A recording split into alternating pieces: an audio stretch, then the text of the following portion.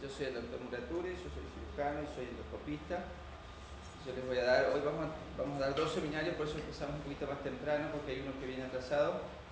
Primero vamos a hablar de hemorragia digestiva y ahí vamos a intentar hacer interactivo. Quiero que participen, hay algunos casos, así que es el momento para que charlemos, para que levanten la mano, para que opinen y la idea es que participemos todos.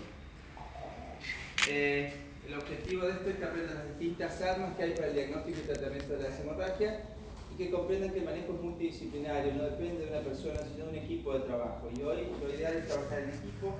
Ya hay tanto conocimiento, tantas especialidades y tantas cosas que lo ideal es que trabajemos todos juntos en beneficio del paciente. Depende de cada lugar, del paciente individual y del lugar donde se encuentre. Se define como hemorragia digestiva alta aquello que se origina una lesión por encima del ligamento del treo. Las manifestaciones clínicas de esa hemorragia puede ser por hematemesis, puede ser por vómitos en borra de café o puede ser por melena, cuando tiene deposiciones negras, o hematoclisia cuando hay una pérdida por abajo sin tener bien claro dónde es el origen. Y eso puede ser a veces por una úlcera duodenal, por varices esofágicas, por malformaciones vasculares. El sangrado puede ser tan importante desde ahí y que se manifieste por abajo, que el tipo no tenga hematemesis, pero sí lo pierda por abajo. Entonces, en la evaluación inicial lo que tenemos que hacer primero es una anamnesis, ver la forma clínica de presentación, los hábitos del paciente, el examen físico, tener en cuenta si el tipo consume alcohol, si tiene hepatopatía, si está anticoagulado, si tiene si es tomador de AINES o aspirina, si tiene historia de enfermedad ulcerosa o de dispepsia. Son todas cosas que uno debe preguntarle al paciente cuando viene, porque eso nos va a hacer orientar hacia dónde tenemos que buscar. Y el examen físico en general, el tipo que viene sangrando viene con palidez. Generalmente viene pálido, sudoroso y puede tener estigmas de hepatopatía crónica y eso nos puede orientar a determinado tipo de patología. Pues hay que confirmar la hemorragia y evaluar la actividad. ¿Cómo confirmo la hemorragia? Le puedo hacer un tacto rectal, confirmar si tiene melena o si tiene sangre roja, o le puedo colocar una sonda nasogástrica. Y eso me permite ver, primero, ver si viene realmente sangre roja del estómago o es borra de café, ver qué débito tiene eso. Entonces me permite valorar si le pongo la sonda y en 2 minutos me viene 1 litro por la sonda, o si viene apenas 50 centímetros cúbicos borra de café y no viene nada, porque yo veo ahí también cuánto es lo que está sangrando en ese momento. Y algo no menos importante, que es evacuar el contenido gástrico para facilitar la endoscopía después. Si nosotros entramos en un estómago y yo tengo un coágulo así en el estómago, es muy difícil que yo pueda ver algo. Entonces es difícil llegar al diagnóstico, tenemos que estar lavando, no es fácil sacar esos coágulos. Entonces lo ideal es ponerle la sonda y meterle lavado, y eso se agarra un sachet de suero, se lo aprietas, le pasas todo el sachet, lo dejas que vuelque, le volvés a pasar otro, y lavado con 4 o 5 litros, hay que meterle, hasta que logremos que se limpie lo más posible. Antes de que llegue el endoscopista, eso sería lo ideal. Y la evaluación hemodinámica, para dividirlo fácil, ¿no? Porque hay varias tablas, que leve, moderado, severo, de acuerdo a cuánto pierde de sangre, pero eso es más engorroso y difícil de recordar. En la práctica, algo simple, hemorragia leve o hemorragia grave. Leve cuando la presión sistólica es más de 100 y la frecuencia cardíaca es menos de 100 latidos por minuto. Entonces es algo que no me lo descompensa, el paciente está bien. Yo supongo que eso es una hemorragia leve. Ahora, si la presión sistólica me baja de 100 y la frecuencia cardíaca me sube de 100, entonces ahí evidentemente el paciente ya está descompensado, la frecuencia cardíaca aumenta para tratar de compensar esa pérdida de sangre y al principio lo compensa con aumento de la frecuencia, pero llega un momento que no lo compensa más, que ahí empieza a bajar la presión, ahí ya estamos hablando de que la hemorragia evidentemente es grave, por lo cual el paciente no la puede compensar con eso. Y evaluar el tilt test, el paciente lo tenemos acostado, lo sentamos, si el paciente se marea, evidentemente ese paciente está descompensado, o si la frecuencia cardíaca al sentarlo le sube 20 latidos por minuto, le baja la presión, evidentemente ese está con un tilt test positivo. Y esto es muy importante, y esto les va a servir para cualquier cosa que ustedes hagan en la guardia, cualquier traumatizado que ustedes reciban, y esto es muy importante. ¿Qué es lo que yo puedo hacer cuando viene el paciente con una hemorragia? ¿Qué puedo hacer? Primero le hago poner 1 o 2 vías. El tipo perdió sangre. ¿Yo qué tengo que hacer? Reponerle la volemia. ¿De qué se me va a morir una persona a mí en la guardia? ¿De hipovolemia o de hipoxia? Esas son las dos cosas que me lo matan. ¿Está claro? puedo tener un traumatismo terrible. Pero si no tengo hipovolemia y no tengo hipoxia, es difícil que me lo mate, salvo un traumatismo cerebral, vamos a decir. Pero después, lo que me termina matando es la hipoxia y la hipovolemia. ¿Y qué le puedo poner? 2 vías periféricas gruesas. ¿Ya? Le digo a la enfermera cuando llegue, poner 2 vías, 2 hago 14 en lo posible, cortas y gruesas. No me sirve de nada una vía central. ¿Por qué? Porque es muy finita, porque es más largo el catéter y me cuesta mucho más pasar. Si yo le pongo una vía cortita y periférica, le paso líquido rápidamente. Y eso es lo que ustedes pueden hacer y tienen que hacer en la guardia. Entonces le digo, poner una vía periférica gruesa, ya que está sacarle sangre para un laboratorio, y eso son las órdenes que yo le doy directamente a la enfermera. Yo como médico de guardia me paro en la cabecera y tengo que dirigir. Le pedimos hematocristo, hemoglobina, plaqueta, uremia, creatinemia, los tiempos de coagulación, sodio de potasio. Pedimos grupo sanguíneo y factor, porque ese paciente puede necesitar transfusiones. Yo ya quiero saber qué grupo sanguíneo tiene y yo ya me voy preparando por si yo necesito eso. Y después le reponemos la volemia, le colgamos 2 soluciones fisiológicas y que pase rápido. Yo necesito reponerle la volemia. ¿Cuánto se le puede pasar a un tipo que viene hipotenso, que viene chocado? Ya, 2 litros en general se dice que le pasamos 2 litros y con eso vemos. El tipo puede que se estabilice y que la frecuencia mejora, que la presión mejore y que de ahí puede que mejore un rato y después vuelve a bajar y se vuelve a descompensar, o puede que le paso 2 litros y no responde nada. Evidentemente ese tiene la canilla abierta y algo hay que hacer porque no lo puedo compensar. La sonda nasogástrica, dijimos que eso nos puede servir para ver el débito, para confirmar, para lavar el estómago, y si la hemorragia es grave el paciente tiene que ir a UTI. Se le debe poner oxígeno, poner una sonda vesical se le puede poner para cuantificar cuánta diuresis tiene. Intubación endotraqueal es otra cosa que yo tengo que tener, vamos a decir, siempre por las dudas de estar atento a que lo necesite. No a todos los pacientes yo les voy a poner, pero por ejemplo un paciente cirrótico, que muchas veces vienen con una encefalopatía, que están con el sensorio alterado y con una hematemesis importante. Es muy probable que ese semibronco aspire. ¿Está claro? Es otra causa que me lo puede matar. Yo lo voy a sacar de la hemorragia, pero se me va a morir 3, 4, 5 días después por una neumonía aspirativa. Entonces yo en ese paciente tengo que proteger la vía aérea. Un paciente que tenga el sensorio alterado y que esté vomitando y vomitando, y tengo que proteger esa vía aérea. ¿Está claro? Esa es otra cosa que lo puede matar. Y después valorar las transfusiones de concentrado de hematía. Si el paciente pierde mucha sangre, obviamente que tengo que aportarle nuevamente sangre y sobre todo glóbulos rojos porque es lo que va a transportar el oxígeno y es lo que me permite vivir. Si no tengo sangre, no transporto glóbulos rojos, no hay energía para el cerebro ni para el corazón para poder vivir. Y transfusión de plasma fresco en casos de politransfusión. ¿Por qué? Porque yo pierdo toda sangre. Yo le puedo meter el concentrado, le pongo transfundirle 10 unidades de sangre. Le voy a aportar glóbulos rojos, pero solo glóbulos rojos. Y el tipo no va a tener factores de coagulación porque los perdió. Y cuando yo le aporto sangre solamente no van factores de coagulación. Entonces los pacientes hacen una coagulopatía por consumo. Después empiezan a sangrar por todos lados. Y si yo no le aporto plasma fresco, no voy a tener factores de coagulación. ¿Está? Entonces cada tantas unidades de sangre hay que ponerle plasma también. Tenemos un caso para empezar a pensar. 28 años, consulta por melena de 2 días de evolución. Tiene un antecedente de fractura de tibia y peronea superior en un accidente, por lo cual ingirió abundante cantidad de AINES. Ahí tenemos un antecedente que dijimos que hay que preguntar. Frecuencia cardíaca de 70 y presión arterial 120-80. Doctora, que está tomando mate y le da un poco de envidia.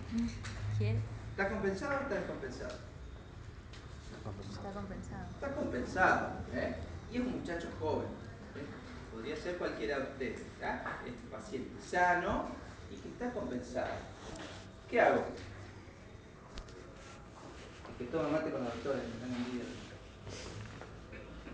¿Y lo observás? Lo observo. Eddie, ¿vos harías algo diferente? Está con melena.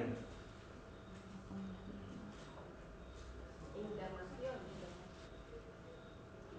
estudio, complementario. Viene la frase seria. En nuestra comisión hay una frase que dice que cuando un burro rebuzna, los demás se callan. Yo le pregunté a Eddie, si ustedes opinan, Eddie no piensa. ¿Estamos? Todos van a levantar la mano. El que quiera opinar, levanta la mano. Pero si todos hablen arriba de ella, no piensen. Cuando llegue el examen, él va a estar solo. No van a estar ustedes para opinar arriba. Si quiere opinar, levanta la mano. ¿Ey? Así como ya dije, como la observación y además de eso, ya que está compensada, como compensado el paciente, puede ser que no tengas que ya poner el suero o internarlo, pero sí empezar con los exámenes para ver ¿Qué examen? un hemograma completa y empezar una endoscopía para ver de dónde viene el sangrado. ¿Quién había opinado allá atrás que no? Allá atrás. Yo. Sí. No, esto, sí, la endoscopía baja, ver, o sea, no sé si podemos tener acceso a la melena, si todavía sigue con eso, o si ha cesado. El Tiltec por ahí, la presión, que eso en el momento no bien llega, toma la presión primero en posición acostada y después la hacemos parar al paciente y tomamos de vuelta la presión. Ok, este paciente está 120-80, este no está descompensado y viene con melena solamente. Es difícil que ese test me dé positivo, obviamente que siempre lo tengo que tener presente cuando yo recibo un paciente de este tipo de paciente. El laboratorio, uno le puede pedir el laboratorio, pero yo directamente, si tenemos endoscopía, uno debería pedir la endoscopía. Controlarlo es peligroso porque está con una melena, yo no sé qué tiene, pero por algún lado está sangrando. Entonces, ¿hasta cuándo lo controlo? No, vaya a su casa. Después esta noche sangró como la gran 7 y esta noche llega acá y no hay endoscopía de urgencia. Entonces, observarlo no es una buena idea. Sí es una buena idea ir a preguntar, a buscar por qué. ¿Cómo? Por una endoscopía. ¿Y cuándo se la hago, doctor? En el momento. Entró a las 3 de la mañana este paciente. Me llama, criature, son las 3 de la mañana. Hace 2 días que está con melena. Está compensado, está perfecto, el vago está de 10, pero bueno. Venga ya a hacer la endoscopía. Y a las 3 de la mañana no va a ser muy grata mi respuesta, probablemente.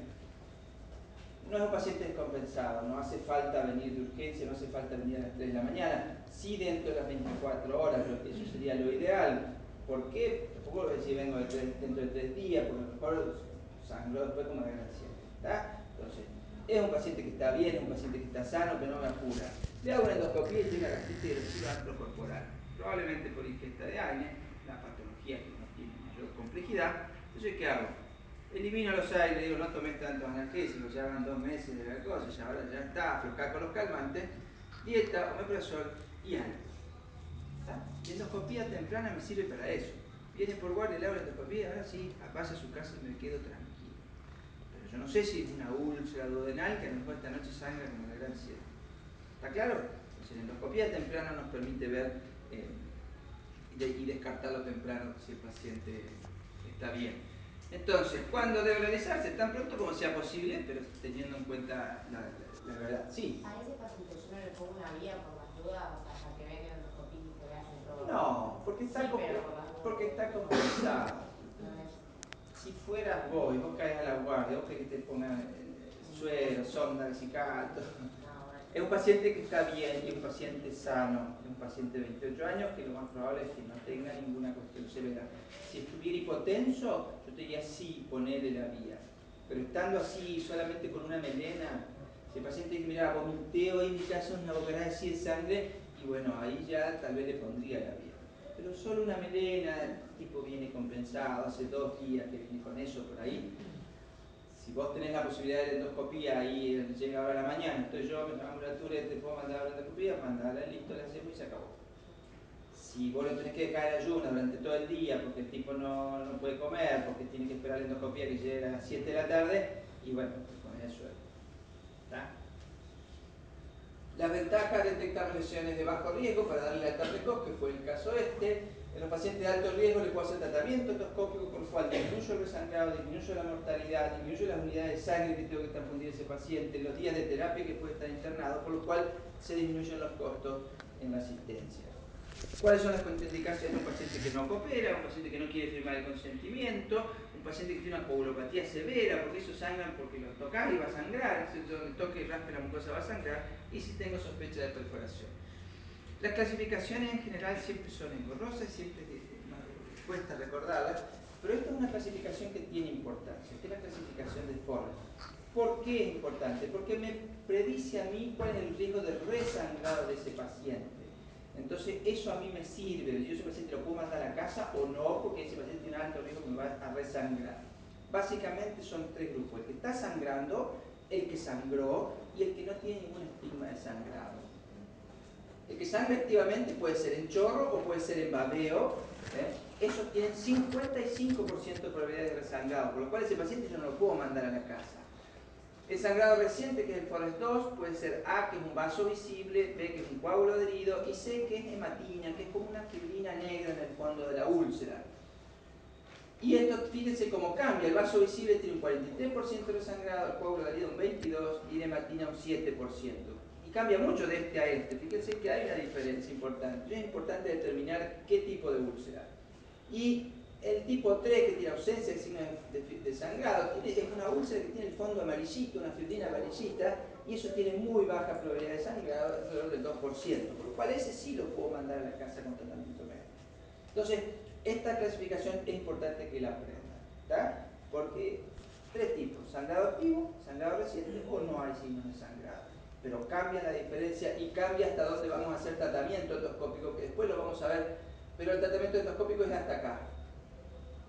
Hasta el vaso visible y coágulo adherido se hace tratamiento. Todo esto se hace tratamiento endoscópico. Hematina y base fibrina, estos dos últimos ya no. ¿Está? Ahí no hay para hacer tratamiento endoscópico, en general es de ahí para arriba. Y los de mayor riesgo de sangrado deben internarse en UTI. Los que tienen esas lesiones con probabilidad de sangrado importante, lo ideal tal vez que vayan a UTI para un mejor control. 45 años, consulta por hematoquesia de 6 horas de evolución, al examen físico está pálido, sudoroso, con una frecuencia de 110, una presión de 95-50, un abdomen blando, depresible, indoloro, resto sin particularidades, tiene un antecedente de una úlcera duodenal hace 2 años. ¿Qué hago? La doctora que está bostezando. Y yo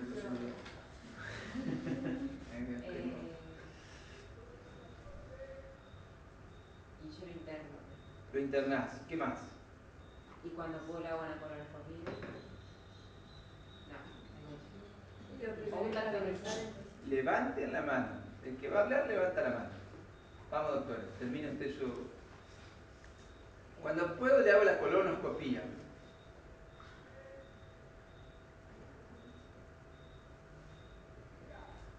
Lo estabilizo hemodinámicamente, le pongo unos sueros. École, ¿qué dijimos? Lo primero. Vía periférica. ¿Cuántas le ponés? 2. Cuando un burro rebuzna, además se callan. 2. Si podemos 2, gruesa, nos va a buscar 14. Yo soy el enfermero, vos sos el médico, trato de ponerle 2 vías, ¿qué más hacemos? Le estoy poniendo la vía, estoy con la jeringa ahí. Y ya le saco sangre para hacerle. Le saco sangre para el laboratorio. ¿Qué le pedí en el laboratorio? Y le pediría el programa completo para ver cómo está Sí. el hematocrit, demás cosas. El hematocrito al principio, ¿cómo va a venir el hematocrito? Y hace 6 horas que está así. Y puede que venga levemente por ahí alterado, pero no mucho. Exacto.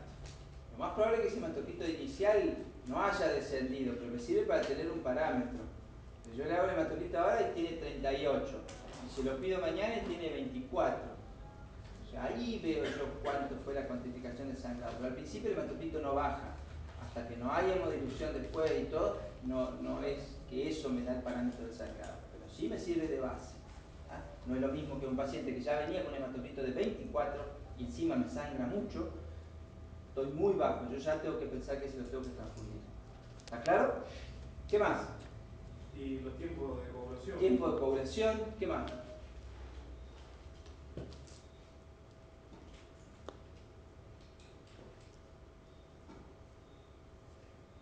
¿Manos? Urea, creatinina para la función renal. Perfecto, ¿qué más? Grupo y factor. ¿Quién dijo eso? Muy bien la respuesta, muy tarde tu levantada de mano. Vamos a levantar la mano, aprendan a ser respetuosos con el compañero y con cualquier persona en este mundo. Seamos respetuosos y no hablemos arriba de los demás. ¿Quiero hablar? Levanto la mano. Grupo sanguíneo factor, porque si necesito transfundirlo, yo ya tengo que saber qué grupo tiene. ¿Está claro? Entonces hacemos todo eso, la vía periférica, el grupo sanguíneo, factor, laboratorio. ¿Y le hago endoscopía alta o colono? Acá doctora dijo colono. ¿Vos qué le dirías? Y, o sea, lo primero vos tenés que descartar si tiene una hemorragia digestiva alta. Y después la colono, porque si tiene hematoquesia, o sea, lo más probable es que tenga una hemorragia digestiva Si es abundante, baja. Baja y abundante. Baja y abundante. ¿De dónde sos? De Brasil. De Brasil, me parecía. Tenemos muchos brasileros últimamente. Todas las comisiones yo veo brasileños. Bienvenida. ¿Alguien más opina diferente, Martín? Una colonoscopia. La colonoscopia. Hemorragia digestiva alta. Siempre tenés que hacer una endoscopia primero. Para Siempre. descartar hemorragia digestiva alta. Allá hay una mano. Tiene el antecedente de la úlcera abdominal. Entonces, Para descartar una endoscopia alta como primera opción. ¿cómo es tu nombre? Julián. Julián. Perfecto, Julián. El interrogatorio. Lo puedo hacer endoscopía por todos lados, pero tratemos de ser coherentes. Intentemos buscar donde más probabilidades tengo. Tengo antecedente de una úlcera hace 2 años. No es un dato menor, las úlceras pueden repetirse. Entonces el interrogatorio, yo le pregunto al paciente, le pregunto a la familia, ¿hay algún antecedente? ¿Ha tenido úlceras? ¿Ha tomado AINE? ¿Ha tenido cosas que puedan influir para eso? Y antes de llegar a la, supongamos que el endoscopista no está todavía, ¿yo puedo hacer algo para ver antes de eso? ¿Qué puedo hacer? La sonda nasogástrica. Perfecto. Esa es otra cosa que yo puedo hacer. En el consultorio, en el medio del Chaco, en un dispensario chiquitito así, yo puedo poner una sonda nasogástrica y saber si el sangrado es alto o es bajo. Porque entonces no pierdo tiempo pidiendo una colono o preparándolo para la colono. Tengo un sangrado alto, ya está. Interrogo bien al paciente y a la familia, dice que viene con epigastralgia desde hace 2 o 3 meses. Con el antecedente de la úlcera que tenía, está claro. Y le pongo la sonda nasogástrica o le hago una endoscopía. Si tengo la endoscopía ya, le puedo hacer la endoscopía ya. Y si no, le puedo poner una sonda nasogástrica. Y aquí vamos a ver una endoscopía. Hicimos la endoscopía a ese paciente. Ahí vemos, ahí estamos en el duodeno. Salimos para atrás, eso es el píloro. Se ven restos de sangre roja. Fíjense, esto es el antro, este es la incisura angular, eso es el endoscopio visto en retroflexión. Pero tengo sangre roja, que ese paciente estaba sangrando. Está, por lo menos con sangre roja, probablemente sangrando. Nos metemos al duodeno después y vamos a ver que hay un sangrado acá que viene en babeo, ponemos un inyector, inyectamos adrenalina y con eso es el primer gesto que uno de nosotros podemos hacer desde el punto de vista endoscópico. La adrenalina produce vasoconstricción. Una vez que producimos eso, después con una pinza caliente, le decimos nosotros, podemos usar un método térmico y quemarlo y producir coagulación de esa zona. Y primero disminuimos el flujo con la adrenalina y después con un método térmico o con un hemoclip podemos tratar de controlar eso. Ahí lo estamos quemando, ahí ya va tomando color y si ahora miramos bien van a ver que empieza nuevamente a largar un chorrito en un momento. Ahí parece que está controlado y ahí empieza a sangrar de vuelta, ¿lo vieron? Sí. Entonces, bueno, ahí seguimos trabajando hasta que logramos controlar eso y ahí queda bien la úlcera quemadita y no tiene más sangrado. Esto es lo ideal. 2 métodos. Si yo uso solo adrenalina, la adrenalina produce vasoconstricción pero temporaria. 4 o 5 horas después se va la adrenalina, se vuelve a vasodilatar, el paciente recupera presión porque yo le puse suero, lo hidraté, qué sé yo, vuelve a sangrar. Y esa es otra cosa, no hay que recontrahidratarlo al paciente porque yo no quiero que tenga 200 de presión, que esté ahí suficiente para que esté, pero no quiero sobrehidratarlo porque eso me predispone a mayor riesgo. Pero lo ideal es 2 métodos, adrenalina y algo más, que puede ser electrocoagulación así, o puede ser un hemoclip, después vamos a ver cómo se pone un clip, pero son las 2 cosas que yo puedo hacer. Entonces tiene una úlcera duodenal por 1B, estaba sangrando en el momento y sangraba en babeo. No era un chorro, sino que era un babeo. Le hicimos tratamiento endoscópico, le damos omeprazol a altas dosis, le damos dieta, internación, porque este puede sangrar en un 55%, puede resangrar, por lo cual no lo mandó a la casa. y erradicar el Helicobacter pylori. Yo tengo que sacar biopsia para el Helicobacter y si lo tiene erradicarlo. Cicatriza más rápido las úlceras y evita de que vuelva a aparecer más adelante esa úlcera. Por eso las úlceras recurren muchas veces. ¿Estamos de acuerdo? Second look. ¿Saben lo que es el second look? El second look es decir, bueno, a las 24 horas hagámosle otra endoscopía. Y antes se decía que había que hacer siempre eso. Y eso no es así, no hay que hacer esto de rutina solo en casos particulares. ¿Cuándo? Cuando, por ejemplo, un paciente anticoagulado, que yo cuando sangró le tuve que suspender la anticoagulación, pero yo necesito ver de reiniciarla pronto, porque el tipo tiene un gran riesgo de trombosis, entonces yo no quiero que el tipo me vaya a hacer una trombosis o un embolismo y trato de reponerle rápidamente esa anticoagulación. Pero primero quiero ver cómo quedó la úlcera. O si lo hice y no quedé del todo conforme porque el tratamiento no fue conforme y no pude ver el resto del estómago o lo que fuera, bueno, entonces voy y le hago un second look. Si no, en general no se hace. Pero fíjense, lo tratamos y a las 24 horas volvió a sangrar. Y ahora, doctora, ¿qué hago? Se complicó. Elia pagó un teléfono y Martín también. No puedes preguntarle, ninguno no. De nuevo, transmitirlo porque va a ser descompensado. No sé si está descompensado, tendría que verlo, tendría que revisarlo y ver si está compensado o descompensado y de acuerdo a eso ver de transfundirlo. Bueno, entonces le hacemos una endoscopía nuevamente para... Una nueva endoscopía, perfecto. La segunda endoscopía tiene un 70% de éxito para controlar eso. Lo cual es alto, por lo cual tengo la posibilidad de hacer una nueva endoscopía, le hago una nueva endoscopía, porque la mayoría de las veces voy a poder solucionarlo. Ya sé dónde está la lesión, ya hice una endoscopía previa, ya sé lo que tengo que llevar, tengo que ir preparado con un clip o con algo, porque yo ya sé que ahí es la cuestión, entonces en general sirve. Y le hago la segunda endoscopía, tratamiento médico y alta, si llega a resangrar y yo no lo puedo parar con la endoscopía, lo que fuera, me queda la opción de la cirugía. ¿Cuáles son los factores pronósticos?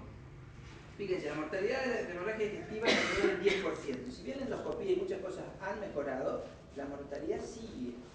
Entonces, porque no depende solo del tratamiento endoscópico, sino que depende de factores del paciente, un paciente cada vez más añoso, paciente anticoagulado, paciente con un montón de cosas que no depende solo de la endoscopía.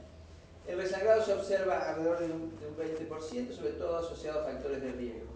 Y los factores pronósticos de mala evolución, tenemos factores clínicos, en un paciente de más de 60 años, cuando tienen enfermedades asociadas como insuficiencia cardíaca, ESPOC, insuficiencia renal crónica, cirrosis, diabetes, alteraciones neurológicas, neoplasia, anticoagulación, el tipo que entra chocado de antemano, entra a la guardia, ya con la hemorragia y entra chocado, ya es un factor de riesgo, porque evidentemente es algo que le hizo sangrar mucho.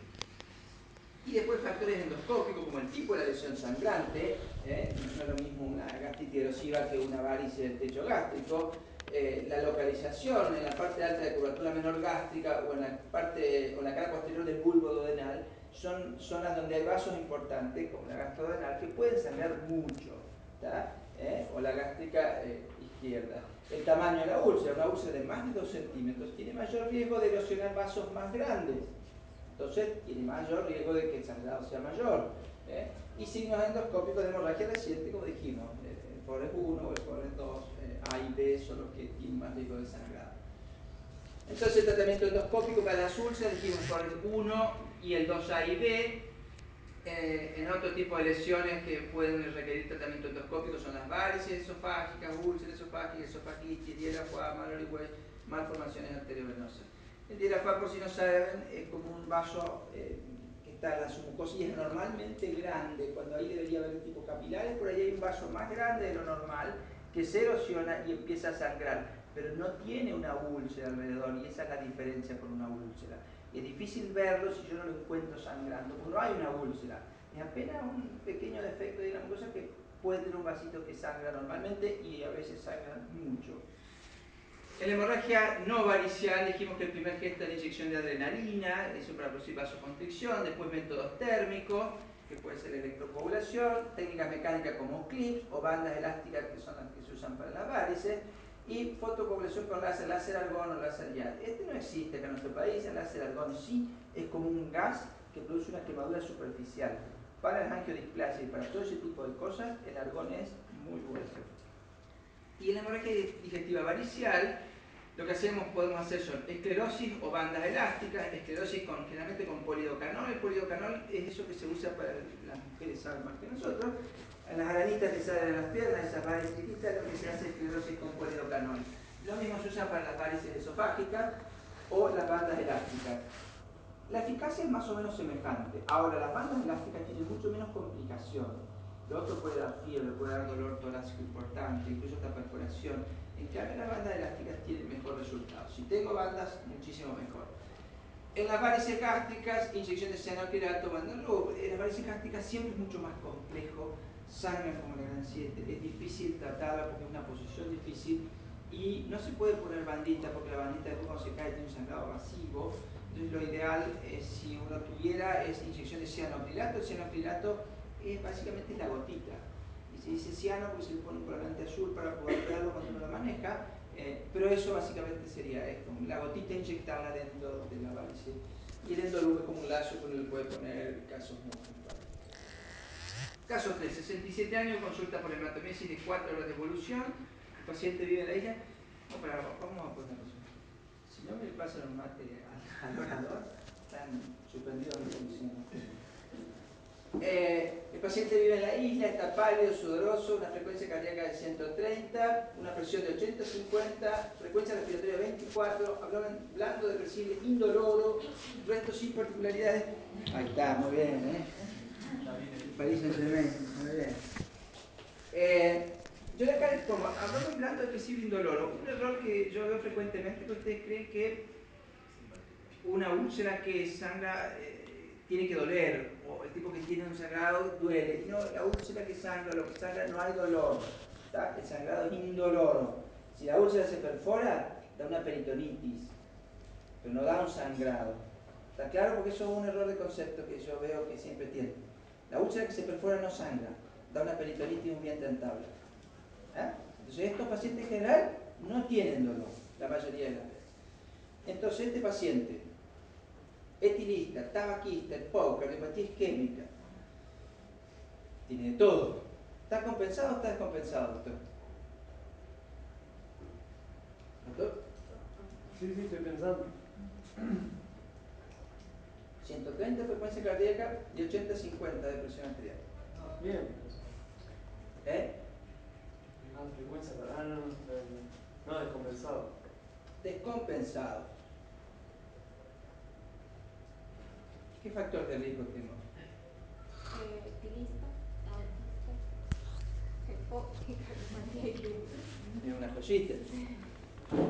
¿Se acuerdan el primero de 28 años? Sin nada. Y con una frecuencia normal. Esto es todo lo contrario. Y tiene 67 años. Tiene más de 60, tiene todas las comorbilidades posibles y entra descompensado. Porque tiene todos los factores de riesgo para ser un paciente complejo. Y encima cardiopatía isquémica, y eso no es algo menor. Porque es un paciente que no va a tolerar una hipovolemia. Porque donde se hipotense mucho se va a infartar. ¿Entiendes? Entonces, no tengo margen con este paciente. Un paciente con el cual yo no puedo dormirme y esperar o ver, porque este se me va a infartar y se me va a morir. ¿Qué hago? 2 vías periféricas gruesas, le paso el suero rápidamente, le saco el grupo sanguíneo factor para transfundirle sangre y ya lo preparo para hacer otra cosa. Y este va UTI. Este paciente no tiene otro destino que no sea UTI, no hay opción de que... El paciente es grave. ¿Le pongo sonda nasogástrica, doctora? Si tenés el endoscopio, ya haces la endoscopia. Sí, tengo el endoscopio de endoscopia. Está bien. Y si no lo tengo, igual la sonda me sirve para lavar. Y me puede servir para lavar y el estómago y tener el coso. La sonda, si la tenéis y podés, no hay problema. Si tenés endoscopia, sí. ¿Y cuándo se la hago la endoscopia? Doctora. Apenas pueda. Apenas puede. Este sí hay que llamar a las 3 de la mañana, porque este no va a poder aguantar hasta mañana. ¿Está? Cuanto antes se pueda. Eso es lo que hacemos. Vamos a ver qué encontramos aquí. Fíjense, hay un coágulo, ese es el píloro, hay mucha sangre acá abajo y nos asomamos por el píloro y todo el coágulo. Eso ya es segunda porción del duodeno y venimos para atrás, vamos viendo. son los pliegues normales del duodeno, y vemos que está ese coágulo ahí taponando ahí en el bulbo duodenal. A veces no se alcanza a definir con claridad dónde está la cosa, pero le estamos inyectando adrenalina y de esa manera tratamos de frenar un poco para que se achique un poco ese sangrado. Y ahí vemos, que ahí ya paró de sangrar parece, pero sigue el coágulo pegado ahí en el bulbo duodenal. ¿Estamos?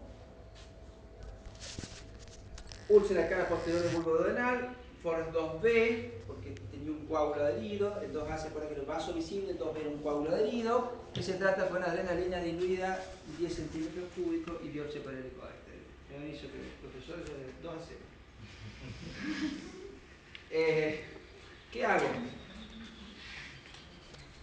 Acá, Y si la biopsia me da positivo, irradico el Helicobacter. Está bien, ¿qué más? Omeprazol de altas dosis para tratar de frenar la acidez en ese paciente, que al principio puede ser endovenoso, mientras esté internado y esta cuestión, y después cuando lo mando con vía oral. Pero a las 30 horas resangra. Entonces, ¿qué hago, doctora? También lo vuelves a internar y hace No lo mandé todavía. Ah, Este paciente no lo mando de entrada, hasta no estar clarito que puede ser. hace una segunda endoscopía. Una segunda endoscopía, dijimos que el 70% puedo tener eficacia. Pero yo les voy a cambiar el panorama. Yo primero hablo con el endoscopista y primero le pregunto ¿por qué no hizo otro método? ¿Por qué inyectó solo adrenalina? Porque pasó lo que dijimos, que la adrenalina se va a un par de horas después y las posibilidades de resangrado son más altas. La mejor eficacia es cuando yo uso 2 métodos. ¿Por qué no usamos 2 métodos? Y me dice, pero no tengo electro, hace rato que se me rompió y no me lo han comprado en el hospital, no me lo han arreglado. Bueno, entonces, si yo le pido una endoscopía nueva, ¿qué me va a hacer? ¿Otra vez adrenalina? El paciente es un cardiópata isquémico, no tengo mucho margen yo para estar. Entonces reevalúo la situación. ¿Tá? Veo el paciente, un paciente de mucho riesgo. Ahora sí es, muy bien. Yo les cebo mate todas mis clases a ellos, así que si no me llevaban un mate los iba a desheredar. Veo el paciente, un paciente de muchísimo riesgo. Es una lesión de mucho riesgo porque está en cara posterior del bulbo duodenal. Veo al endoscopista. El endoscopista tiene electro, sí, tengo electro, pero no sé, no me animaba a quemar. Y bueno, si Muratura no se anima a quemar, no tiene experiencia, y entonces busquemos otro caminito, porque evidentemente el endoscopista no me da respuesta. Entonces, esas son cosas que yo tengo que evaluar para lo que haga. Entonces, muchas veces depende qué experiencia local vos tenés, donde te manejás, porque depende de eso lo haces. Tengo sangre, hay sangre en el quirófano, yo puedo, en el banco de sangre, yo puedo seguirle pasando sangre, no hay más sangre. Hay que resolverlo ya porque no hay más sangre. Entonces también, y ver si tengo quirófano. Cuando dice, no, el endoscopista anda de 10, pero el cirujano es de terror. De 12 pone 1, entonces lo manda a operar, no, lo vemos con la endoscopía. ¿Entienden? Entonces, el manejo cambia y hay que reevaluar la situación. Y ahí participan varios. ¿Qué dijimos? Que era multidisciplinario esto, no es solo mío. Yo tengo que hablar con el endoscopista, hablo con el cirujano, hablo con... ¿Entienden el concepto? Esa es la idea. Cirugía, endoscopía, angiografía podría ser otra opción, de que le hagamos una embolización. Tenemos que tener un servicio de hemodinamia funcionando acá. Nosotros acá en Baigorria no tenemos hemodinamia. Yo le tengo que mandar al centenario a este paciente, se me muere de camino. Y ahí voy preso con 20 cadenas por trasladar a un paciente descompensado a hacer una cosa de esa. Si yo no tengo acá un servicio de hemodinamia y que esté funcionando y que tenga experiencia haciendo embolizaciones, no tiene ningún sentido que lo mande a hacer una embolización, lo tengo que operar si no tengo endoscopía. Y manejo multidisciplinario, trabajar en equipo como siempre. En la hemorragia no varicial le damos inhibidores de la bomba de protones, dijimos omeprazol endovenoso al principio, después se lo puede pasar a vía oral. La ranitidina no nos sirve para nada, así que no sirve. Y en la hemorragia varicial se le puede dar somatostatina, análogo de la somatostatina como neutrótide, terlipresina, que es análogo de la vasopresina, y antibióticos que son quinolonas a dosis plena. Yo en la hemorragia varicial, por un lado, quiero bajar el gradiente de hipertensión portal para evitarle que ese paciente vuelva a sangrar o disminuirle esa presión para que no resaque. Y la otra causa que me puede matar a un paciente cirrótico son las infecciones. Entonces, esta es una causa que nos mata. Una es la hipovolemia, otra es la broncoaspiración en un paciente que está medio, y la otra es la infección. Por lo cual siempre que yo hago una ligadura de varices, debo ponerle antibiótico. Pase que otro mate la doctora para que no se duerma que está bostezando. Esto es el balón de Sentaken-Blakemore, no sé si lo leyeron. Esto se puede usar tipo con urgencia. Es una sonda con dos baloncitos, un balón en la punta que eso se infla y queda en el techo gástrico y lo queda como traccionando el techo gástrico, y el otro balón se infla y queda en el esófago apretando las paredes del esófago. Eso se usa generalmente en terapia. Al paciente se le pone la sonda y queda traccionado así porque le atan esa sondita a las patas de la cama y queda con eso traccionándole así durante 24 horas. No más, porque después produce necrosis del esófago y yo lo dejo más tiempo. Pero por lo menos me sirve para salir de la urgencia. No estaba el endoscopista, no contestaba o no había o lo que fuera o demoraba en venir y el tipo sangre, se me está yendo al diablo, esto es una alternativa para salir del paso. A las 24 horas se lo sacamos, lo ideal sería hacer una endoscopía ahí o estar preparado por los días para hacer una endoscopía y ya, si no sangra no hacemos nada y si llega a resangrar intentar una endoscopía. 50 años, consulta por hematomesis y melena de 6 horas de evolución, está pálido y sudoroso, frecuencia 120, ahora presión arterial 90, 55, abdomen blando, depresible indoloro, hepatomegalia, citis, circulación colateral, hipertrofia parotidia, resto sin particularidades. Evidentemente parece una hepatopatía crónica. ¿Qué hago? A ver, alguien que haya participado, vamos. Mate,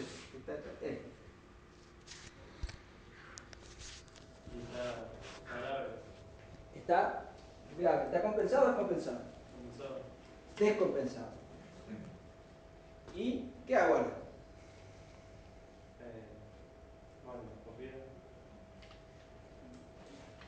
Manos. Reposición de líquido. Lo estabilizamos. Primero lo primero. La vía periférica, esto es por cansancio. Si no lo aprenden después que salgamos acá todas las veces y lo voy a repetir, es para sopapearlo a todos. Así que espero que lo aprendan. La vía periférica, primero lo primero, no nos adelantemos el estudio. Yo primero le pongo la vía, le saco el laboratorio, le saco el grupo sanguíneo factor y a partir de ahí arrancamos. Pero cuando llega yo al enfermero, ponerle la vía, sacarle sangre y ahí vemos. ¿Sonda nasogástrica? ¿Le pongo o no le pongo? Es una hepatópata. Sí. ¿Y si tiene varices esofágica? ¿Igual se la pongo?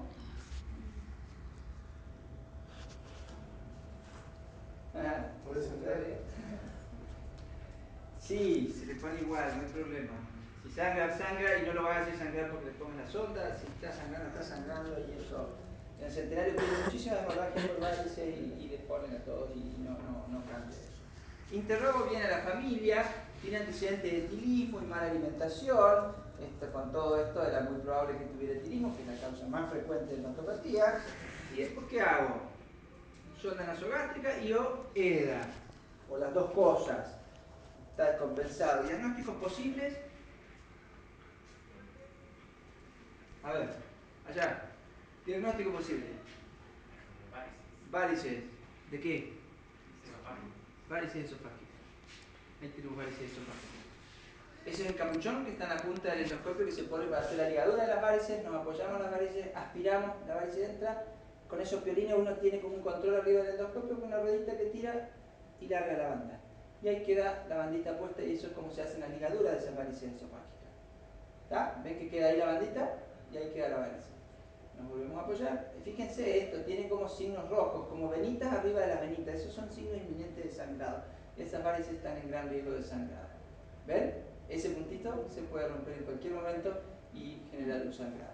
¿Qué otro diagnóstico probable? Vamos, doctora, ya que está muy Antonella, está muy calladita ya. Puede ser una úlcera. Una úlcera. Puede ser una úlcera. Todos los etilistas nosotros creemos que tienen varices y vienen por hepatopatías crónicas, pero consumen alcohol, tienen mala alimentación. Muchas veces esos pacientes vienen por úlceras. Y son úlceras sangrantes y no es una varice lo que sangra. Entonces nunca lo tengo que descartar. Muy bien, entonces. Otro diagnóstico probable. Y que tengo algunos más. Los etilistas, ¿qué más les puede pasar? Baño de Está Está muy bien, pero no levantaste la mano. Pero bueno. Este es si no me equivoco. Ahí vamos por el esófago, y ahí vamos a pasar, y fíjense el desgarro que tiene ahí. ¿Lo vieron? Tiene algunos restos de alimentos, pero tenía un desgarro en la unión gastroesofágica. Ahí se ve. ¿Tá? Estos pacientes vomitan habitualmente y pueden tener después un sangrado. Primero vomitan y después del primer vómito que fue sin sangre, después empiezan a aparecer con sangre. Ese es típico de Mallory Weiss. ¿Qué otra cosa? Vamos. Sí. Varices gástricas. Varices gástricas, perfecto, esa es otra causa. Fíjense, gran coágulo en el estómago, mucha sangre, difícil de ver, y de repente vamos a ver como que aparece un chorrito acá arriba. Ahí aparece un chorro, ¿ven? Ahí tenemos un cordón varicial y fíjense lo que sangra eso. En un ratito el estómago se llena de sangre, este tipo se yoca, este tipo es difícil de pararlo. En este caso lo que hicimos fue inyectar polidocanol con un inyector ahí, que es lo que teníamos, no tenemos genafilato, inyectamos polidocanol y con eso lo paramos. ¿Algo más? Otro diagnóstico. Esto es un Dielafouard, es una pequeña lesión ahí que no había úlcera y que sangraba. Y ahí lo que hicimos fue ponerle un clip. Y ahora vamos a poner otro clip, si no me equivoco. Queda con dos clips, si no me equivoco. Ahí está. ¿Ven? Ahí está el clip. ¿Ven? Es como un ganchito que uno lo lleva ahí, lo dispara, queda apretado y queda ese cosito ahí de metal ahí prendido, la mucosa, hasta que después lo termina alargando y eliminando. ¿Estamos de acuerdo? Perfecto. Entonces, el algoritmo de hemorragia no varicial. Primero, valoración inicial, reanimación y estabilización. Estratifico el riesgo, si son de bajo riesgo o de alto riesgo. Si es de bajo riesgo, lo mando a la sala general y una endoscopía dentro de las 24 horas. Si llega a ser de alto riesgo, va útil y le hago una endoscopía urgente. Si resangra, le hago una segunda endoscopía. Si falla la hemostasia, ahí tengo que pensar en cirugía. Cuando falla la hemostasia, en la segunda endoscopía. Cuando falla la hemostasia, una endoscopía inicial, y entonces no tengo otra chance que ir a llevar a la cirugía. Una hemorragia masiva, una hemorragia que persiste y tengo que transfundirle mucho. Y el algoritmo de hemorragia varicial, tenemos todo paciente que viene con hematemesia o molene y tengo sospecha o prueba de hipertensión portal, le tengo que dar las drogas vasoactivas, como dijimos, el antibiótico profiláctico y la endoscopía diagnóstica. Si está sangrando activamente, le pongo esclerosis o ligadura. Si fracasa, le pongo el balón esofágico. Si tengo éxito, continúo con los fármacos y las drogas vasoactivas por 5 días. Y si el balón fracasa, ahí le hago una segunda endoscopía con el balón. Y si tengo éxito, continúo con los fármacos. Y después hago profilaxis secundaria. Después tengo que seguir haciéndole ligaduras a los 15 días para tratar de eliminar el resto de las varices. Si la endoscopia fracasa, viene ahí. Ahí puedo pensar en cirugía, evaluar trasplante o poner los tips, que son los shunts portosistémicos que nos permiten descomprimir esa presión portal. Descansamos un segundo, esto es hemorragia digestiva alta. Ahora vamos a ver hemorragia digestiva baja. ¿Dudas o preguntas rápido? Si no, seguimos bajo. Bien. Vamos con la baja, así no se me duerme. La hemorragia digestiva baja es todo sangrado originado en lesiones localizadas por debajo del ligamento del trach hasta el ano. La hemorragia grave es una hemorragia severa con descompensación hemodinámica. A veces la hemorragia puede ser oculta, un paciente que sangra no sabemos de dónde, que puede ser evidente porque aparece sangre oculta en el regalo o no. Y un dato importante, que el 80% paran espontáneamente. La manifestación clínica es hematoquesia, melena, anemia, si son sangrados crónicos que no los vemos. Y la hematoquesia puede ser que venga proctorragia roja rutilante o enterorragia mezclada con la materia fecal, y no tenemos tan claro el diagnóstico. Las etiologías pueden ser varias, ya sea intestino delgado, del colon o del ano. Y esto es varían de acuerdo a dónde lean y cuáles son los centros. Esto es un centro de Estados Unidos que se ha dedicado a estudiar la hemorragia durante años, y un muy buen centro. Y la causa más frecuente de hemorragia digestiva baja severa es la diverticulosis. No la diverticulitis, eso es otra cosa, eso es un proceso inflamatorio. La diverticulosis, el hecho de tener divertículos puede hacer que sangren a veces, y cuando sangran mucho. ¿Está? La mayoría van a parar solo, pero sangran mucho. La segunda causa pueden ser hemorroides internas. La causa más frecuente de hemorragia baja, que no sea severa, ¿cuál es, doctor?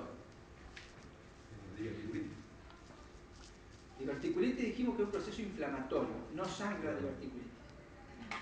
La causa severa de hemorragia, diverticulosis. ¿Tá? El hecho de tener divertículo, eso es la causa severa de hemorragia. Pero la hemorragia más frecuente, no severa, ¿cuál es, doctor? Oh. No se ve. No severa, la hemorragia, pero no severa. Severa, la más frecuente es la diverticulosis.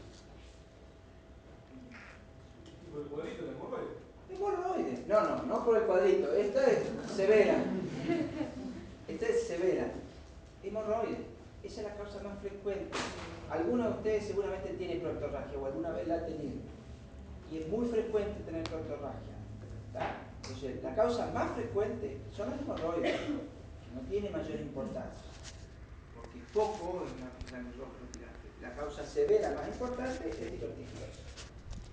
Entonces, evaluación inicial, vemos cómo se presenta, vemos si tiene estudios previos que nos permitan saber si tiene divertículo, si toma AINE, si tiene hepatopatía crónica, el examen físico, confirmar la hemorragia y evaluar hemodinámicamente, y evaluar el sangrado digestivo alto. Esto no es un detalle menor, esto es muy importante. 11% de las manifestaciones con sangrado bajo presentan una causa alta. El tipo puede tener hematoquesia, más descompensación hemodinámica, sonda nasogástrica. Porque el 11% del sangrado viene de arriba. Va por abajo porque está sangrando mucho. Pero el sangrado es alto. Yo con una sonda hago el diagnóstico. En el medio del dispensario, en cualquier lado, en el medio del campo. ¿Está? Yo le puedo llamar, necesito derivar urgente a un paciente porque está con sangrado importante, viene una hemorragia alta, está con hematoquesia. ¿Entienden? Y le pongo la sonda y fíjense, el débito puede ser sanguinolento, me confirma que tiene un sangrado alto.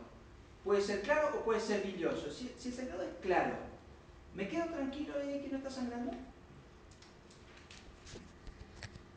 No, hay que... ¿Por qué?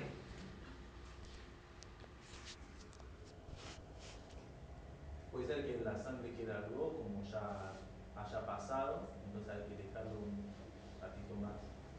Tomás, es una buena teoría, pero no, Antonella.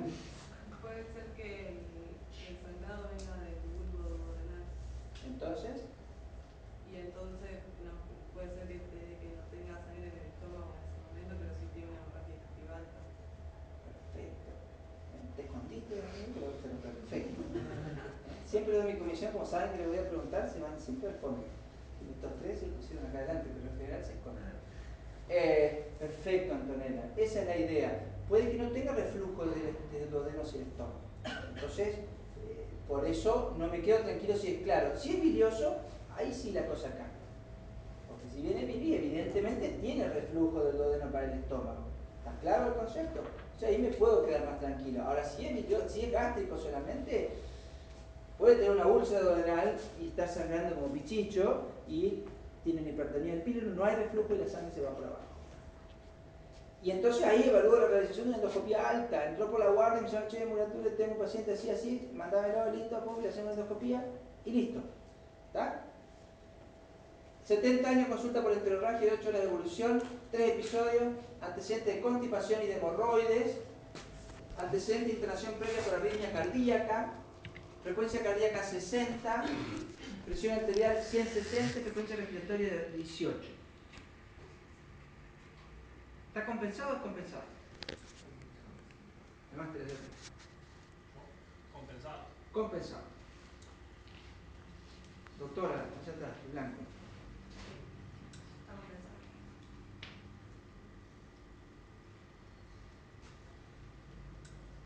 La última. De este lado. Chao. El último será más. Compensado. Compensado. ¿Alguien opina algo diferente? Está con una frecuencia de 60 y una presión de 160. Está como ahí. Lo dijimos, más de 100, menos de 100. Estamos ahí. Por tener 70 años, esa, o sea, la presión está un poco baja porque suelen tener presión más alta, pero no espero un 160, un paciente de 60 años. Esa podría ser una. Y sí, puede ser por el sangrado. Está ahí porque estamos en 100 y 60, como medio bajón. Habría que preguntarle si me está tomando algún medicamento que no le va a aumentar la frecuencia cardíaca.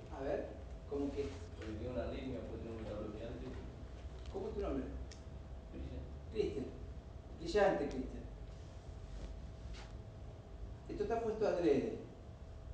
El paciente está tomando un beta bloqueante, entonces la presión, la frecuencia cardíaca no aumenta, porque está bloqueado. Lo cual no quiere decir que está compensado, me voy a tomar unos matecitos y después lo voy a ver. ¿Estamos de acuerdo? Perfecto, Cristian. Hay que pensar, la cabeza tiene que estar abierta y siempre tengo que estar. Llega mi paciente a la guardia y yo tengo que estar. Tiene patopatía, no tiene, creo que siempre tenía la cosa que me decía, no decía. Pero tengo que estar pensándolo. ¿Está? Entonces, nunca me tengo que confiar o quedarme con que no, vino con esto y ya está. No. O viene aquí y es una foto, que el paciente es una foto, yo ya lo vi, está bien, está todo fantástico. A lo mejor media hora el tipo está rocado. Y también cambia en el tiempo, por lo cual tengo que estar atento a los cambios que pueda tener. Entonces no me confío, puede que esté descompensado. Resto del examen físico CP, ¿qué hago? 2 vías periféricas gruesas, le pongo el laboratorio, le saco el laboratorio, grupo sanguíneo factor, siempre lo mismo. ¿Estamos de acuerdo? ¿Y qué hago ahora? Inspección anal, tacto rectal, anoscopía. Me interesa descartar que no tengo un hemorroide, tiene antecedentes de constipación y de hemorroides, por lo cual puede tener una fisura anal, puede tener un hemorroide que esté sangrando. Yo quiero ver eso. Y le hago un tacto, puede que tenga un tumor así en el recto. Yo con eso tengo diagnóstico. No es lo mismo llamar, si venga los cirujanos a ver porque hay un paciente, venir porque hay un paciente con un tumor de recto que está sangrando por un bichito. ¿Estamos de acuerdo? No es lo mismo para ustedes. Porque la satisfacción para ustedes de diagnosticar algo es decir solamente con un tacto, solamente viéndolo mirado. ¿Estamos? Descarto fisura, hemorroide y tumor. ¿Qué hago ahora? Espero, colonoscopía, angiografía, TAC, centellograma, cirugía. ¿Qué le hago ahora? El último que yo vaya.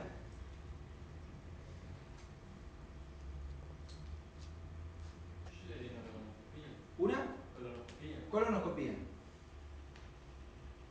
¿Doctora? ¿Usted? ¿Sí? Y pero si tiene un tumor por ahí no podría traquear. O sea, se obstruye, ¿no? Claro. ¿Cuál es el método más importante para diagnosticar tumores de colon?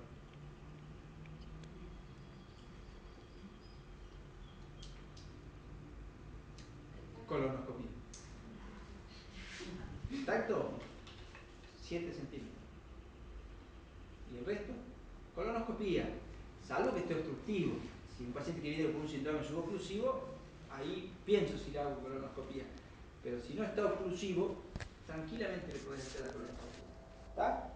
Perfecto, la colonoscopía es una opción. Obviamente le tengo que dar preparación, le tengo que dar una purga para que el tipo se limpie, y es una alternativa. ¿Y las otras? ¿Angiografía? ¿Alguien haría?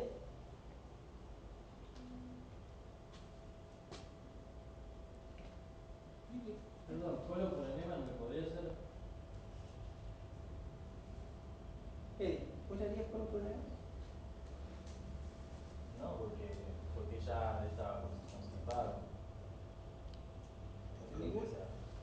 Sí, sí hay antecedentes de constipación. Pero el colon por enema, ¿qué te va a dar en una hemorragia? Pero por tumor no serviría. ¿Y vos estás seguro que es tumor? ¿Qué otra causa de sangrado tiene?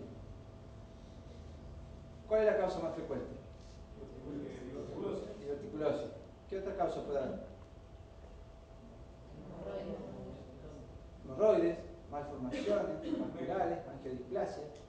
¿Y yo voy a ver algo con el colon por enema? No. Y no solo eso, sino que aparte ensucio todo el colon. Y después ya no le puedo hacer endoscopía, porque me queda todo lleno de bario. No es una buena opción el colon por enema. El colon por enema no se usa para esto. ¿Está? Antes se decía que un paciente que tenía divertículo estaba sangrando, decía el colon por enema y con eso paraban, porque el bario se metía en el divertículo, y yo, es toda una mentira. El 80% para solo, no por el bario, pero el bario te ensucia todo después, incluso hasta para operarlo te complica todo. Entonces, el colon por enema no es una buena opción. La angiografía sí podría ser una opción, la tomografía multilateral también, el centellograma puede, la cirugía también, depende del paciente y del lugar. Paciente compensado, yo puedo esperar, hacer una colon, un TAC, una angio, un centellograma, puedo hacer cualquiera de las opciones, siempre y cuando esté compensado. Lo puedo esperar, puedo prepararlo, ningún problema. Si el paciente está descompensado, ya ahí se me achica un poco la cuestión. Angiografía es entre preguntas, porque lo que les dije, si yo no tengo acá, ¿lo voy a mandar al Centenario? No, no lo puedo mandar. Y aunque lo tenga acá, o el paciente esté en el Centenario, si son las 3 de la mañana y no están todos trabajando, tampoco es una buena opción esperar que lleguen todos, que acomoden, el tipo dormido a las 3 de la mañana. No es lo mismo tampoco trabajar a las 3 de la mañana dormido que trabajar a las 8 de la mañana. Entonces depende de cómo esté y dónde. Y un servicio entrenado en hacer embolización, porque tampoco es que solo porque tenga hemodinamia lo voy a hacer. Y cirugía tal vez en paciente descompensado termina siendo la opción más definitiva. En algunos lugares la endoscopía está tan desarrollada como en ese grupo que yo les dije de Estados Unidos, que ellos le meten prácticamente a todo endoscopía. Pero depende del lugar, depende de las ganas que tenga el endoscopista, porque a veces también llega al hospital y voy a ir a hacer una hemorragia, que yo, la gente no quiere hacer. Depende del lugar donde esté y las ganas que le ponga. Y aparte de hacer la posibilidad de hacer un tratamiento endoscópico, por lo menos identifico el sitio. Porque si tengo que ir a una cirugía no es lo mismo y no saber dónde le van a sacar que saber que tiene divertículo en el sigmoide y yo tengo que sacar el sigmoide. ¿Está? Colectomía segmentario total, ahí está la cuestión y eso lo vamos a ver un poquito.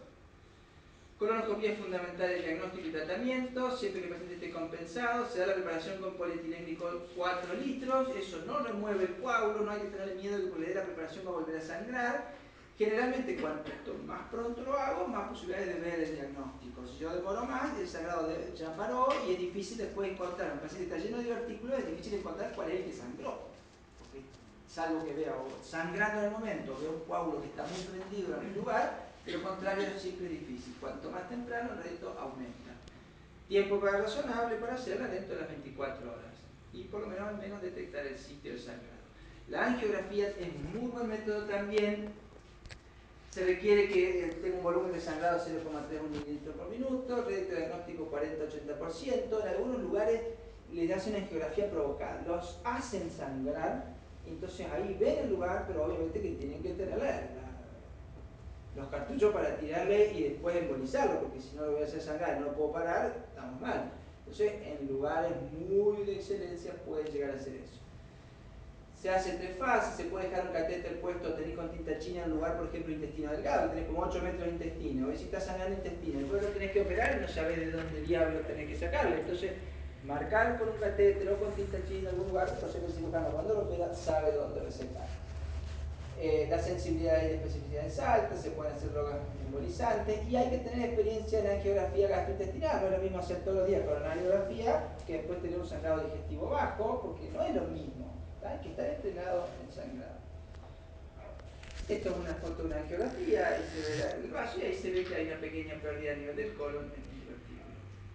Otros métodos del centellograma. El centellograma en nuestro medio tiene muy poco uso. Es cuando hay tasa de sangrado baja, para detectar sangrado intermitente principalmente. Se puede usar tecnesio 99 o glóbulos rojos marcados con tecnesio, que eso dura 24 horas. Entonces vos le das eso y después le haces varios chequeos con el scan y ves si en el tiempo aparece sangrado. Por eso sirve para el sangrado intermitente. Poco invasivo, sin contraindicaciones, sensibilidad baja y la desventaja es que tiene falsos negativos y errores de localización. Entonces no podés basar la cirugía solo en eso. Esto es un centellograma. Todo esto es signo de que hay sangre y que está marcado el glóbulo rojo y sangró. Pero es difícil saber si sangró ahí, aquí, acá o viene sangrado allá abajo. Entonces no es bueno para localización. La tomografía multi-slice sí es un muy buen método porque es seguro, no invasivo, es rápido, hay que usar contraste, tiene 2 fases arterial y venosa y tiene una sensibilidad alta para detectar la lesión, permite identificar bien el sitio de sangrado, incluido el intestino delgado. La desventaja es que necesita equipos de última generación, no en todos los tomógrafos se puede hacer. Yo creo que gracias a Dios ustedes en sus prácticas ya los tomógrafos van a ser prácticamente todos multi-slice de acá para adelante, así que lo más probable es que podamos contar con este método que es bueno. Otra alternativa ya menos usada es el push enteroscopy, es como un endoscopio alto pero más largo, me permite meterme más en el intestino delgado. El enteroscopio de doble balón es lo mismo pero con unos balones, entonces me permite inflar, después traccionarlo, ir como arrugando el intestino delgado como que fuera una media. La endocápsula, ahora vamos a hablar un segundo de eso. La TAC con enteroclisis, eso también es un muy buen método. Se le da una preparación tipo para como fuera un tránsito intestino delgado y se lo sigue por tomografía. donde lo hacen bien, donde le dedican tiempo para verlo y tienen experiencia, es un muy buen método. La doctora Sturz en el Hospital Centenario lo hace muy bien y tiene muy buenos resultados. Desgraciadamente nosotros acá en nuestro hospital no tenemos el mismo resultado acá en Baigorria, pero en los lugares donde saben hacerlo y lo hacen con ganas, ese resultado es bueno. El tránsito de intestino delgado prácticamente ya no se usa, casi es muy poco, van sacando placas y siguiendo eso, pero es mucho mejor con la tomografía porque aparte de ver adentro del intestino, puedes ver afuera y ver si hay otras lesiones alrededor del intestino que a veces también son la causa. Y el colon problema prácticamente ya no tiene uso para una hemorragia digestiva. La endocápsula, unas palabras breves de esto, sirve para ver sangrado digestivo de origen oscuro, enfermedad celíaca, lesiones foráneas, dolor. La ventaja es que ve intestino delgado. La endocápsula es una capsulita así, con una cámara de televisión, uno se la traga y eso va tirando 2 imágenes por segundo y va transitando todo el intestino. Y entonces va viendo todo. El intestino delgado es difícil de ver si no, porque con las endoscopías no llegamos a algo que sea una de esas enteroscopías. Pero es una videoendoscopía. Ahora vas a ver la capsulita, es así, una capsulita así. La desventaja es el costo, que no es biopsia ni terapéutica y no dirigible por ahora. El riesgo que puede quedar retenida la cápsula, contraindicaciones como demencia, gastroparesia, estenosis esofágica, dificultad para tragar, eso es relativo porque se puede poner por endoscopía. Principalmente el riesgo es que la cápsula quede trancada y que no pase, produzca una obstrucción intestinal. Y eso es algo que me da preocupación con esto. Esa es la cápsula, este es el tamaño del dedo, esa es la capsulita, tiene la camarita acá, unas baterías que dura 8 horas, eso va pasando por el intestino, el tipo se va como con un cinturón, con unas baterías y con unos cositos pegados, es como un holter, vamos a decir, durante 8 horas registra todo lo que va viendo la cámara. Y después eso se pone en la computadora, eso se comprime a 2 horas y hay un médico que la mira después. Y de todas maneras el software dice, vi una lesión así, buscan toda la base de datos de imágenes que tiene y dice, esto es parecido a un sangrado duodenal. O sea que esto es el diagnóstico de ese sangrado duodenal. Ya la máquina te dice así que si la pongo a mi mamá sentada y capaz que te hace el diagnóstico de eso. ¿Pero eso se hace acá también? Sí, acá no, en el hospital no, pero en el medio privado ya hay varios lugares donde se tiene, no es tampoco tan inaccesible. Y ahora hace años que está esto. Y no es de uso frecuente porque no hay mucho sangrado así oscuro, pero bueno, que se dedique a eso exclusivamente por ahí de más. Nosotros acá no lo tenemos en el hospital, pero sí se usa. Se puede ver estenosis, enfermedad celíaca, enfermedad de Crohn, y esto va viendo siempre, vaya para adelante o vaya para atrás, el intestino delgado es tan finito que va viendo siempre. Incluso han hecho cápsulas para esófago, tira como 14 imágenes por segundo, cápsulas para colon, que también, pero tienen menos eficacia porque el colon, como es más tortuoso, más grande, pierde más lugares de visión. Esto en general va viendo para adelante o para atrás, va viendo siempre la zona. Tratamiento quirúrgico, cirugía de emergencia cuando la hemorragia es severa sin respuesta de reanimación. Yo le paso líquido, el tipo no recupera nada, tengo que operarlo de emergencia. En una urgencia no es tan grave, pero hay que tener en cuenta la situación del paciente y sus comorbilidades. Y la cirugía electiva, el paciente que tiene anemia y recidiva de sangrado son sus principales indicaciones, ya sea por tumores, por un paciente con divertículos que sangran repetidamente. El tratamiento quirúrgico, dijimos, la hemorragia masiva, cuando hay que transfundir muchas unidades de sangre en 24 horas o más de 10 días de internación, cuando persiste la hemorragia o hay recurrencia de sangrado grave. Y aquí hay una diferencia, con diagnóstico topográfico, sin diagnóstico topográfico. Lo ideal siempre es tener el diagnóstico de dónde es la cosa que yo voy a sacar. Lo peor que yo puedo hacer es decir, el tipo está sangrando, voy y le saco el colon sigmoide porque tiene divertículo. Resulta que lo que sangró no es que desplacia del cielo. Y ahora tiene sangrado y decimos una colectomía izquierda, lo cual en vez de ayudarlo lo embarré. ¿Está claro? Entonces, ese paciente probablemente tiene más probabilidad de mortalidad que el paciente que no tiene diagnóstico topográfico. Entonces, cuando no tengo diagnóstico topográfico, la colectomía segmentaria ciega, mortalidad del 5 al 57 y resangra 35 al 75, porque muchas veces le erro el lugar donde sangró.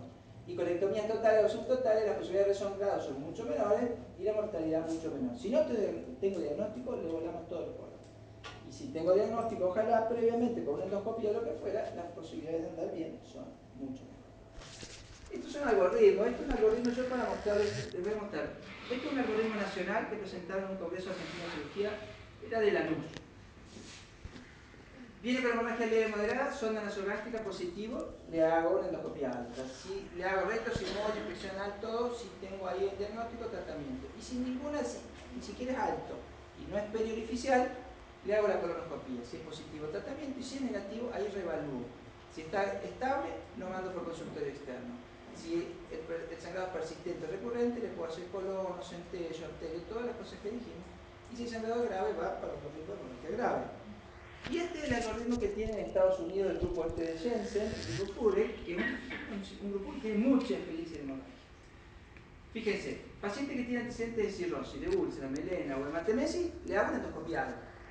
Positivo, trato. Si es negativo, pasa para el grupo A. Si el paciente tiene hemorroides, radioterapia por ejemplo, úlcera de próstata, puede tener una proctitis actínica, colitio, diarrea, le puedo hacer una anoscopia o si puede endoscopia flexible. Entonces descarto el origen alto, descarto el origen periorificial, y si todo eso es negativo y tengo solamente una hematoquesia sin dolor y no tengo historia, purga y colonoscopia urgente. Fíjense, para ellos la colonoscopia urgente es el cuadro más grande. ¿Está? Ellos le hacen colonoscopia urgente. Si es positivo lo tratan, si es negativo le hacen un centellograma. Y si eso es positivo le hacen una angiografía. Y si es negativo un push enteroscopio. Y si es positivo lo tratan, y si no una cápsula o cirugía. Ellos tienen todas las opciones. Y ese es el algoritmo de ellos. Pero la colonoscopia está en primer lugar. Nosotros no tenemos todas esas opciones. Y a veces la colonoscopia depende del lugar donde esté, si le dan el lugar o no le dan el lugar. La gente de la luz no lo usa. Es un endoscopio para empujar, sería el push, de empujar, y es como un gastroscopio pero largo. Y me permite meterme el intestino delgado. El tema es que después se te empieza como a enrular todo y es difícil poder progresar porque el intestino delgado es muy flácido y se mueve mucho. Entonces con el balón que le ponen, el endoscopio de doble balón, inflás un globo, un balón, traccionás, como que lo arrugás al intestino, lo fijás, desinflás el balón, avanzás otro poquito y ahí van. Entonces de esa manera podés llegar a ver todo el intestino. Esta hemorragia grave, de acuerdo al grupo de Lanús, dijimos descartamos alta, descartamos baja, si es negativo, bueno, ninguna de esas dos ni es alto ni es periodificial, entonces si está estable, arterio, centello, tomografía helicoidal, y si es inestable, laparotomía y semiología interpelatoria o endoscopia interpelatoria. Conclusiones, vamos terminando con esto. El manejo es siempre multidisciplinario, el cirujano es el director de orquesta porque es el que tiene que ser, que lo va a operar o no. Siempre tener en cuenta el paciente que tengo, dónde estoy, qué medios tengo y en base a eso decidir la mejor conducta para mi paciente. Paciente con hemorragia sin descompensación hemodinámica, prepararlo con furgo oral, colonoscopía y si se constata lesión, tratamiento endoscópico. Paciente descompensado, cirugía, arteriografía, endoscopía, son opciones, depende qué es lo que vamos a hacer. Y yo, como estamos en horario, nos queda otro más.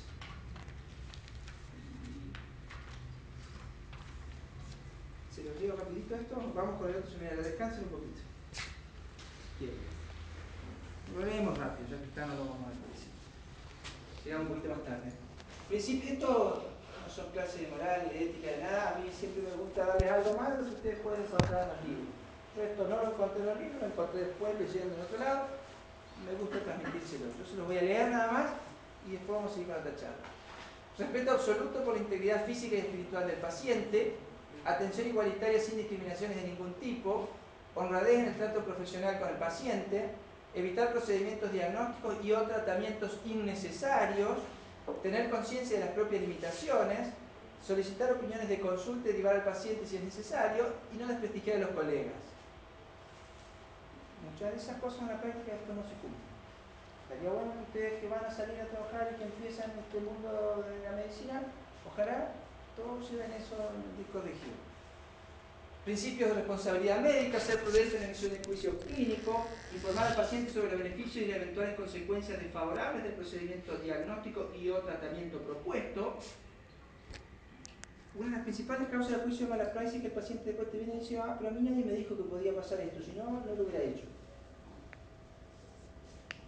Entonces, siempre que ustedes vayan a hacer algo, se miren, le voy a hacer esto así, esto tiene este riesgo, tiene esto, puede pasar esto, puede tener esta complicación. E incluso puede llevar a la muerte si esta complicación es así. Y el tipo hace así, pero es preferible que lo digas ahí. Y el tipo elige esto, si lo quiere hacer o no lo quiere hacer. Pero digo, mire, esto no es para asustarlo, pero la verdad, mi obligación es contarle que sepa cómo es. Lo peor que te pueden decir es después, cuando decís, lo hiciste, te complicó, y dices, no, usted sabe que se complicó y pasó esto. ¿Cómo? Mira, el médico. Esa es una de las principales causas de juicio de mala praxis. ¿Está? Y con toda razón, porque nadie le dijo que podía llegar a pasar algo así. ¿Dónde quedamos? Acá. No realizar procedimientos insuficientemente probados, prepararse adecuadamente ante un caso difícil o no habitual, como en un procedimiento nuevo, no hacer abandono del enfermo complicado o en fase terminal, guardar el secreto médico salvo justa causa y ser veraz. Principio fundamental, el principio de no maleficencia. Primero, no quiero hacerle peor al paciente. El paciente ya viene con un problema, yo no le quiero agregar otro.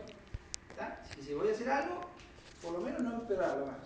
Siempre el principio de beneficencia, siempre trato de hacer algo para mejorarlo, hacerle algo mejor, de autonomía. El tipo tiene que decidir qué es lo que quiere hacer. Yo puedo decir que usted tiene un cáncer, usted tiene que operar, y dice, mire, yo no me quiero operar. Porque viene el casamiento de mi hija, yo quiero estar bien, quiero disfrutar del casamiento, no me quiero operar. Decisión del paciente. ¿Está? El paciente es el que decide, nosotros podemos proponerle cuáles son las opciones. Le tengo que avisar cuáles son los riesgos y las consecuencias de que no se opere, que no haga el tratamiento, pero el paciente decide. Yo no soy el dueño del paciente ni el patrón. Cada paciente tiene derecho a elegir qué es lo que quiere. Y el principio de justicia, ser justo y lo que yo le ofrezco a ese paciente. Si yo a mi mamá le ofrezco una cirugía laparoscópica, ¿por qué a otro paciente lo voy a operar por vía convencional? Más justo que eso, imposible. Poner a la mamá de uno en ese lugar, porque la mejor manera de no equivocarse. Yo a veces les digo a los pacientes, mire, si usted fuera mi mamá o fuera mi abuelo, yo no le haría esto, o le haría esto. Bueno, el paciente decide, pero tratar de ser justo, no porque estoy en un hospital, le doy para el gato, yo tengo que aprender, tengo que ganar más. No, son cosas que pasan. Yo les cuento, yo no vengo a darles clase de moral ni nada, usted cada cual hará lo que quiere de su vida después. Estaría bueno que todos tengamos por lo menos la idea de que estas cosas existen. Para que no es todo medicina, hay que pescar un rato. Descansamos 5 minutos y ahora charlamos un poquito de los tumores gástricos, que eso va a ser más cortito, pero no hay tanta cuestión con respecto a eso. Lo otro es más de manejo diario, me interesaba hacerlo con casos. Yo les voy a mostrar acá algo que por ahí no está tanto en los libros, que son las opciones por ahí endoscópicas, tratamientos alternativos con respecto al cáncer gástrico. Tumores gástricos hay benignos y malignos, por supuesto. Dentro de los malignos están los carcinomas, los linfomas, los tumores endócrinos, tumores mesenquimáticos. Son mucho menos frecuentes, vamos a hablar principalmente del carcinoma gástrico, que tiene incidencia que varía de acuerdo a donde estemos. Es muy común en Japón, es el país por excelencia del cáncer gástrico, Unión Soviética, Corea, Chile y Costa Rica, son más cercanos a nosotros. Y en nuestro país la incidencia del cáncer gástrico es muy baja. ¿Ya? Muy baja. A diferencia del cáncer de colon, que tenemos muchísimo cáncer de colon, pero muy poco cáncer gástrico acá en Argentina. Entonces los japoneses tienen mucho gástrico y poco colon, y nosotros somos al revés. ¿Está? Esto. ¿Alguien dijo algo? ¿No? Todos los que están en negrito son los que más incidencia tienen. Rusia, Japón, China, acá nosotros tenemos Chile y Costa Rica son los países que más incidencia tienen. Y estos gráficos, los que están en verde son los hombres, fíjense, un poco más frecuente en hombres y un poco menos en mujeres. Y Japón, como siempre, Costa Rica, China, Brasil, nosotros ni figuramos. Muchos factores de riesgo, ya sean ambientales, la infección por Helicobacter pylori sería un factor principal o más frecuente, bajo consumo de frutas, exceso de consumo de sal, nitrito, nitrosamina, infección por tipo genético, grupo sanguíneo, gastrectomía subtotal, perniciosa, adenomia, distintas causas que pueden predisponer a tener un cáncer. De todas esas, como la más estudiada, la más comprobada es el Helicobacter pylori y el carcinoma, está fuertemente implicado en la etiología del cáncer gástrico, el riesgo de infección a lo largo de la vida en países desarrollados del 40-60% y en países en desarrollo o recontra subdesarrollados como somos nosotros, 90%. ¿Está? La mayoría de nuestra población tiene Helicobacter, la mayoría de ustedes tienen Helicobacter. Así que todos tenemos contacto con Helicobacter. Ahora, se ha dado que se ha asociado principalmente al cáncer gástrico tipo distal de tipo diferenciado de tipo intestinal, y ahora después vamos a ver la explicación histológica. Ahora, ¿por qué si nosotros tenemos 90% de Helicobacter más o menos, por qué no tenemos cáncer gástrico? Porque evidentemente hay otras cosas que influyen. Primero las cepas, hay varias cepas de Helicobacter pylori, no hay una sola cepa, hay varias cepas. Por ahí las cepas que nosotros tenemos no son tan agresivas. Y también probablemente hay factores genéticos de los japoneses que nosotros no tenemos, o la comida que ellos tienen, o sea, hay otros factores que influyen por lo cual nosotros no tenemos cáncer a pesar de que tenemos mucho Helicobacter. Cuando empezó el Helicobacter, que se descubrió, porque a todo el mundo que queda el tratamiento para el Helicobacter. Y te veían, decías Helicobacter y te tiraban con antibióticos más o menos. Y hoy ya se demostró que no es tan así. Nosotros tenemos que darle antibióticos a toda la población para prevenir un cáncer gástrico cada no sé cuánto, lo cual no es costo efectivo, nosotros tenemos tratamiento a todos. ¿Entienden? Y eso, bueno, hay como una discusión mundial con respecto a eso. Están los que le dan tratamiento a todos y están los que no. Están los que son más conservadores, de que dicen, mira, a todos no se justifica tratar. Tratamos lo que realmente tiene indicación franca, pero un paciente que viene con una gastritis, tiene una cruda de Helicobacter, y yo le doy omeprazol y anda bien. ¿Para qué le voy a dar antibiótico? ¿Para qué le voy a erradicar el Helicobacter? Y aparte que actualmente se lo vuelve a contagiar. O sea que no. Yo soy conservador con respecto a eso, pero hay otros que le dan, le hacen endoscopía de control y otra vez y al año, y claro, eso también genera mucha plata porque le hago más endoscopía, hago más cosas y vendo más antibióticos y qué sé yo. Yo tengo la postura de ser más conservador, no a todos les doy tratamiento. Estas son fotos de Helicobacter por una microscopía electrónica. La patogenia que primero da una gastritis superficial, después atrófica, después metaplasia, displasia y cáncer, esa es la evolución. Esta es una foto donde podemos ver gastritis, podemos ver displasia y ya tenemos células con cáncer. Entonces, eso es lo que pasa generalmente con el Helicobacter. Yo tengo que clasificar esos tumores gástricos, los puedo clasificar de acuerdo a la profundidad de la invasión de la pared, desde el punto de vista endoscópico, desde el punto de vista histológico. De acuerdo a la profundidad, lo puedo dividir en carcinoma gástrico precoz y avanzado. El precoz es el que infiltra solamente las capas superficiales, mucosa y submucosa, independientemente de que tenga ganglios. Ese es precoz, mucosa y submucosa. ¿Está? Y el avanzado ya es el que llega a la capa muscular. Eso ya es un tumor avanzado, que ya no es factible de ningún tratamiento endoscópico, ya es quirúrgico. En cambio, el precoz, que es mucosa y submucosa, puede ser factible de tratamientos endoscópicos, y después vamos a charlar un poquito de eso. Fíjense, esto es una foto. Mucosa, submucosa, muscular. Cáncer gástrico precoce. Mucosa y submucosa. Y desde el punto de vista endoscópico los puedo dividir en tres tipos: sobrelevado, plano y excavado. Tres tipos. Y a su vez este del medio puede dividirse también en tres: plano sobrelevado, plano plano o plano deprimido. El tipo 3 dijimos que era el excavado, y también hay clasificaciones combinadas, 2A, 2C, en combinación. Esto sirve para después definir cuáles son los que pueden ser factibles de tratamiento endoscópico. Estas son todas clasificaciones japonesas que son los que más han desarrollado este tipo de cáncer gástrico. Ellos hacen screening de cáncer gástrico, hacen endoscopía a todo el mundo, porque quieren descartar y detectar rápidamente el cáncer gástrico. Nosotros no hacemos eso porque no tenemos eso. Sí hacemos de colon mucho, porque sí tenemos mucho cáncer de colon. Esto así como se ve sobrelevado, es un plano, y este es un excavado, son imágenes macroscópicas. Entonces el cáncer gástrico precoz dijimos mucosa y submucosa, hasta ahí nomás.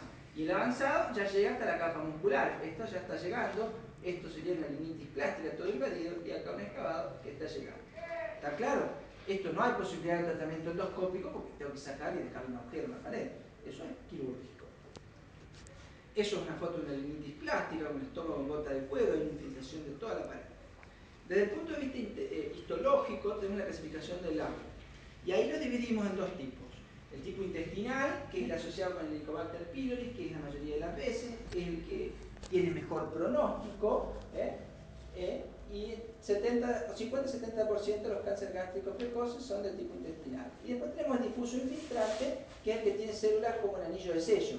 Estos son los de peor pronóstico. El tipo intestinal le da media 55, hombre y mujer 2 a 1. Y el tipo difuso tiene una carga genética, no está relacionado con el Helicobacter, por lo cual se da en pacientes más jóvenes, edad media de 48, pero hemos visto pacientes de 27 años, 28 años con cáncer gástrico y avanzado. Generalmente son los de peor pronóstico, encima en gente joven, no tiene que tener metaplasia intestinal, que no se asocia con el Helicobacter, tiene el componente genético y la célula en anillo de sello. ¿Y cómo va a ser la clínica de ese paciente?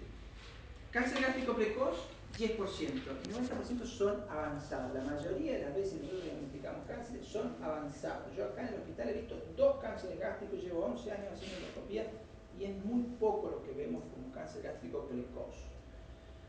¿Por qué? Porque el cáncer gástrico precoz la mayoría de las veces es asintomático, no tiene nada de clínica, salvo que yo haga screening para un coso, o que tenga síntomas inespecíficos y que alguien diga, le pido una endoscopía, porque a lo mejor 35 años viene con un poquito de acidez, que yo, omeprazol, no van todos a endoscopía, entonces es difícil diagnosticar un cáncer gástrico precoz. Y el carcinoma avanzado puede tener mucha manifestación. Dolor abdominal, pérdida de peso, 60%. Pero puede tener anorexia, puede tener náusea, puede tener vómitos, saciedad precoz, hemorragia, anemia, sangre oculta y materia fecal positiva, disfagia. Todo depende de dónde esté. ¿Está? Porque el cáncer gástrico puede estar en el píloro y dar un síndrome pilórico, puede estar en el cardio y dar una disfagia, puede tener una úlcera así en el estómago y dar dolor, puede ser una lesión grande, puede dar pérdida de sangre y dar anemia. Entonces, pueden ser distintas las manifestaciones, depende de dónde esté, depende de qué tamaño y qué evolución tenga. Les cuento que estos días tomé examen y tomé cáncer gástrico. Había visto una paciente en estos días con cáncer gástrico. Y salí de ver a la paciente, de haber hecho endoscopía y fui y les tomé eso. Y puse varias bolas. Porque algo tan sencillo era algo para charlar, era algo para muy sencillo. Y ni siquiera lo pensaba, lo cual preocupa.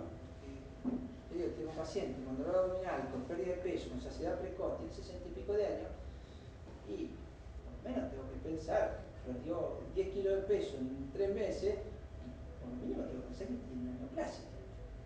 Tiene saciedad precoz, dolor epigástrico. ¿Cuántas cosas que pensar? Y les puedo asegurar que la gente no tenía ni se le cruzaba. Entonces, es algo que tenemos que pensar, que tenemos que tenerlo presente. No es algo tan raro, o sea, vemos cáncer gástrico, no es que es algo extraterrestre. Yo se los cuento para que tomen conciencia. Después el otro día fui y volví a tomar y le pregunté a una chica y hablamos perfectamente, un examen de 5 minutos, y se fue por supuesto contenta y aprobada. Ahí está la diferencia con el que tenía idea y con el que había estudiado y con otro que tenía estudiado. ¿Está? Y yo no soy alguien que me divierta ponerle bola a ustedes, pero soy justo. El que no sabe, no sabe. Así de simple. Entonces, sangre oculta y materia fecal positiva, a veces puede ser cuando son lesiones que van perdiendo de a poquito. Diagnóstico, endoscopía. Muy fácil. Una endoscopía en 5 minutos tenemos diagnóstico. ¿Está?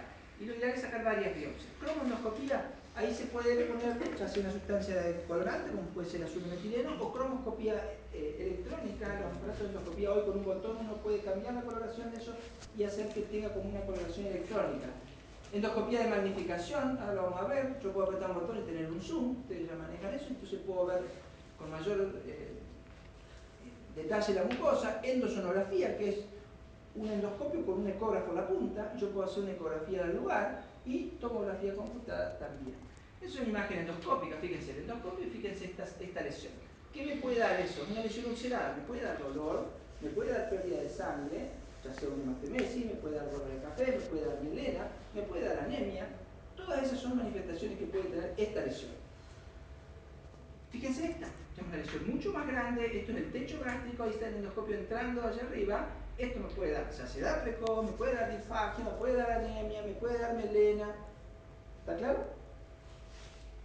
Esto es cromoscopía, fíjense que tiene como un color azul y cómo se resalta la mucosa. Esto es magnificación, fíjense esta lengüeta de acá, cómo se ve con magnificación, cómo se ve el detalle de eso. Solamente con apretar un botón me permite ver mucho más en detalle esa mucosa.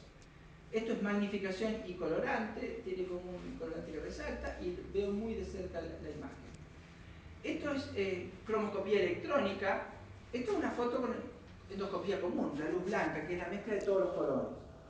Cuando uno aprieta un botón, se pone como un filtro que deja pasar solamente la onda de luz azul. Eso es el sistema Olympus y me permite ver con mucho más detalle la neovascularización. Y encima le pongo zoom, le pongo aumento y fíjense el detalle que yo tengo para ver de esa mucosa. ¿Ven? Son capilares absolutamente irregulares y anormales. Se marca toda esta lesión ahí y después se reseca todo el bloque de una manera que ahora vamos a ver si se pueden sacar las lesiones. Esto es un cáncer gástrico temprano.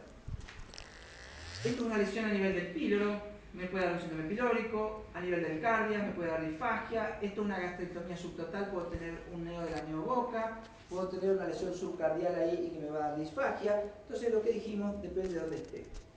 Esto es una econdoscopía, eso que se ve ahí al medio es como un globito, eso es como un balón que infla el econdoscopio ahí, genera como una interfaz líquida, eso lo apoya en todos lados y me permite ver varias cosas. Primero, las capas del estómago, del esófago, de lo que sea. Entonces me permite ver si está solamente mucosa, submucosa, si llega hasta la muscular, me permite ver los ganglios linfáticos de alrededor. Viene un sistema así radial que mira 360 grados y viene otro que es de 90, es lineal y me permite meter una aguja y hacer una punción bajo ecografía. La econdoscopía es un muy buen método para eso, me permite pulsar tumores de páncreas, hacer un montón de cosas. En este caso se podría utilizar porque yo creo que esto puede ser precoz y si yo voy a decidir un tratamiento endoscópico, lo ideal sería confirmar que no llegue hasta la muscular, porque si no directamente tiene que ir a cirugía. 50-60% son angiopilóricos, el 25% bicardia, el resto corpo y fundus. Tradicionalmente curvatura menor 40% y curvatura mayor el 12%. Lo más frecuente es la curvatura menor y región entropilórica. Pero sin embargo están aumentando los de la unión gastroesofágica. Desde hace unos años eso va cambiando y es como que se han igualado. Unión gastroesofágica con respecto al estómago. No se sabe por qué, pero va cambiando. Es como que los tumores van subiendo. ¿A dónde se diseminan? Primero a los ganglios regionales alrededor del estómago. Y después puede haber ganglios más alejados, donde yo puedo ver el examen físico de un paciente que viene a mi consultorio en el hueco supraclavicular izquierdo. Ese es el ganglio de la hermana María. Yo si sospecho que el paciente tiene un cáncer gástrico, lo tengo que revisar, intentar ir a tocar el hueco supraclavicular a ver si se toca una adenopatía ahí, porque eso puede ser signo de metástasis de cáncer gástrico. Después metástasis viscerales, al hígado como siempre, al pulmón, a los ovarios, el tumor de Krukenberg, eso se ve, nosotros lo vemos a veces, en las mujeres que pueden tener metástasis hacia los ovarios y tener un doble tumor. Hueso y cerebro es otra cosa. Y una vez que hicimos la endoscopia, hicimos el diagnóstico. Ahora hay que estadificarlo, porque hay que mandarlo a operar o no, hay que ver. Entonces le pedimos un laboratorio completo, una RX de tórax, entonces descarto si tengo metástasis pulmonares, una tomografía de abdomen y pelvis con contraste para ver si tengo metástasis ya sea en el hígado, en el peritoneo, en los ovarios. La econdoscopía sí creo que puede ser factible un tratamiento endoscópico y la paroscopía a veces puede servir antes de operarlo. ¿Para qué? Porque a veces en la tomografía no se ve metástasis. Pero voy a entrar, lo vamos a operar, le abrí la panza así, abrí, lleno de metástasis por todos lados. Y lo abriste todo así, ¿para qué? Entonces a veces le metes una camarita, un papelito así, mirás, no tiene metástasis, ahora sí, próximo para la cirugía. ¿Tiene metástasis? Cerramos eso. Listo. Y eso a veces para los tumores de páncreas también se usa y es una manera de ser menos invasivo si el paciente está avanzado, que a veces nos hace cambiar la conducta. La clasificación, esto del TNM, como todos los tumores, que se estratifican por el tumor, a la presencia de ganglio o el presente de metástasis alejada. El pronóstico depende de la profundidad de la invasión, no es lo mismo mucosa o mucosa, pues ya llega a la muscular, la extensión a ganglios regionales o metástasis viscerales, del tipo histológico dijimos, los de tipo intestinal tienen mejor pronóstico y los intestativos difusos tienen peor pronóstico. Y fíjense, cáncer gástrico precoz, 90-95% de sobrevida a los 5 años, es muchísimo. Y fíjense el avanzado, 15%. Hay una diferencia abismal. El cáncer gástrico avanzado, que es lo que generalmente vemos, la mayoría de las veces el pronóstico es muy malo. Tratamiento, cirugía convencional con gastrectomía, cirugía endoscópica, tratamiento de Helicobacter pylori si es el intestinal, quimioterapia, los resultados son dudosos, y tratamientos paliativos. Habitualmente cirugía convencional. Los japoneses hace unos años evaluaron, o sea, evaluamos para acá atrás las últimas 5.000 gastrectomías y vieron que los que eran cáncer gástricos precoces no tenían cambio linfático, por lo cual una gastrectomía era una exageración. Si la lesión es alta, en el techo gástrico por ejemplo, en el cuerpo alto, va a una gastrectomía total. Lo cual, para una lesión que no tenía metástasis, era una exageración. Entonces ellos a partir de ahí empiezan a trabajar con las resecciones endoscópicas. Y con una resección endoscópica, el paciente puede estar curado. No es lo mismo que te saquen un estómago a los 40 años y vivas toda la vida sin el estómago, a que te lo hagan por vía endoscópica. Que es una endoscopía, salir y nada. Entonces a partir de ahí se empieza a trabajar con eso. Metástasis linfática en los cánceres gástricos tempranos de menos de 2 centímetros sin ulceración, cero metástasis, publicado por japoneses. Entonces, candidato a tratamiento endoscópico, y ahí sirven las clasificaciones, que es el tipo 1, ese sobrelevado, el tipo 2, que es el plano sobrelevado, menores de 2 centímetros, este 1, N0, no tiene ganglio, no tiene metástasis, o el tipo 2C, excavado, menores de 1 centímetro. Baja posibilidad de metástasis, 1.7, y alta posibilidad de cura con cirugía endoscópica, publicado por japoneses, todo esto. ¿Cómo lo resecamos? Tengo una lesión, inyecto acá abajo, hacemos como un abón, se levanta, la puedo lanzar con láser polipectomía y sacarla. Se puede inyectar, se pone un capuchón como en las varices, se aspira, tiene una asa metida acá adentro, se enlaza y se corta. Puedo poner una bandita como las varices esofágicas y después ir y cortar acá arriba. Distintas técnicas de resección endoscópica. Ahí le pusieron una bandita, ven que está con la bandita de arriba, después va a hacer corte de arriba y queda resecado. Y con esto se cura. Si no, una gastrectomía. La ventaja es muy grande en los cánceres gástricos precoces del tamaño necesario. El problema es que esa resección endoscópica empezaron con lesiones chiquitas, pero después empezaron a encontrar lesiones más grandes. Entonces, bueno, vamos a resecar más. Y la primera opción, cuando yo tengo una lesión más grande, es resecarla en varios fragmentos, porque si es una lesión más grande yo no puedo lazar en un solo bocado todo. Entonces, ¿qué hago? Saco un pedacito, después saco otro pedacito, saco otro pedacito, hasta que termino de sacar toda la lesión. Ahora, el problema lo tiene el patólogo cuando yo le mando todo así, tomar rompecabezas y decirme cuáles son los límites. Pierdo los límites laterales, es difícil evaluar los límites de abajo porque le mandás un montón de pedacitos y es un chino poder definir bien los márgenes de resección. Y el porcentaje de recidiva de esa lesión al resecarse por fragmentos es bastante más alto. Entonces los japoneses también inventaron la disección endoscópica submucosa, que básicamente el concepto sería sacar mucosa y submucosa en un solo bloque y no mandarle puros pedazos separados. ¿Entienden?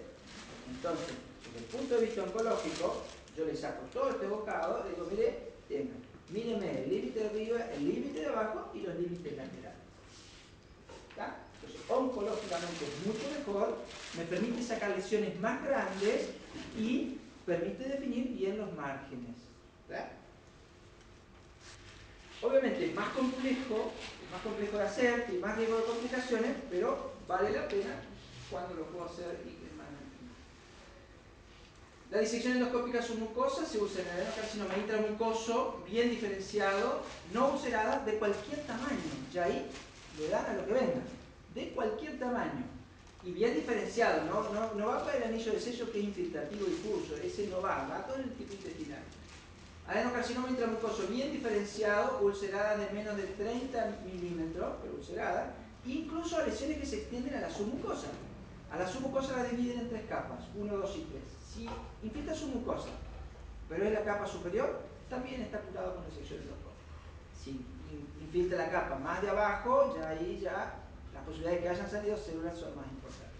Estos son instrumentos que se usan, o sea, diseñados para ese tipo de resecciones. Eso es lo que yo les mostré antes, la foto, que se ve la lesión, se marca, se reseca en bloque y el patólogo lo puede ver. Aquí es como se hace por vía endoscópica, se pone un capuchón en la punta del endoscopio, se hace la marcación, después se empieza a cortar todo alrededor y después se busca, y queda todo cortado así alrededor.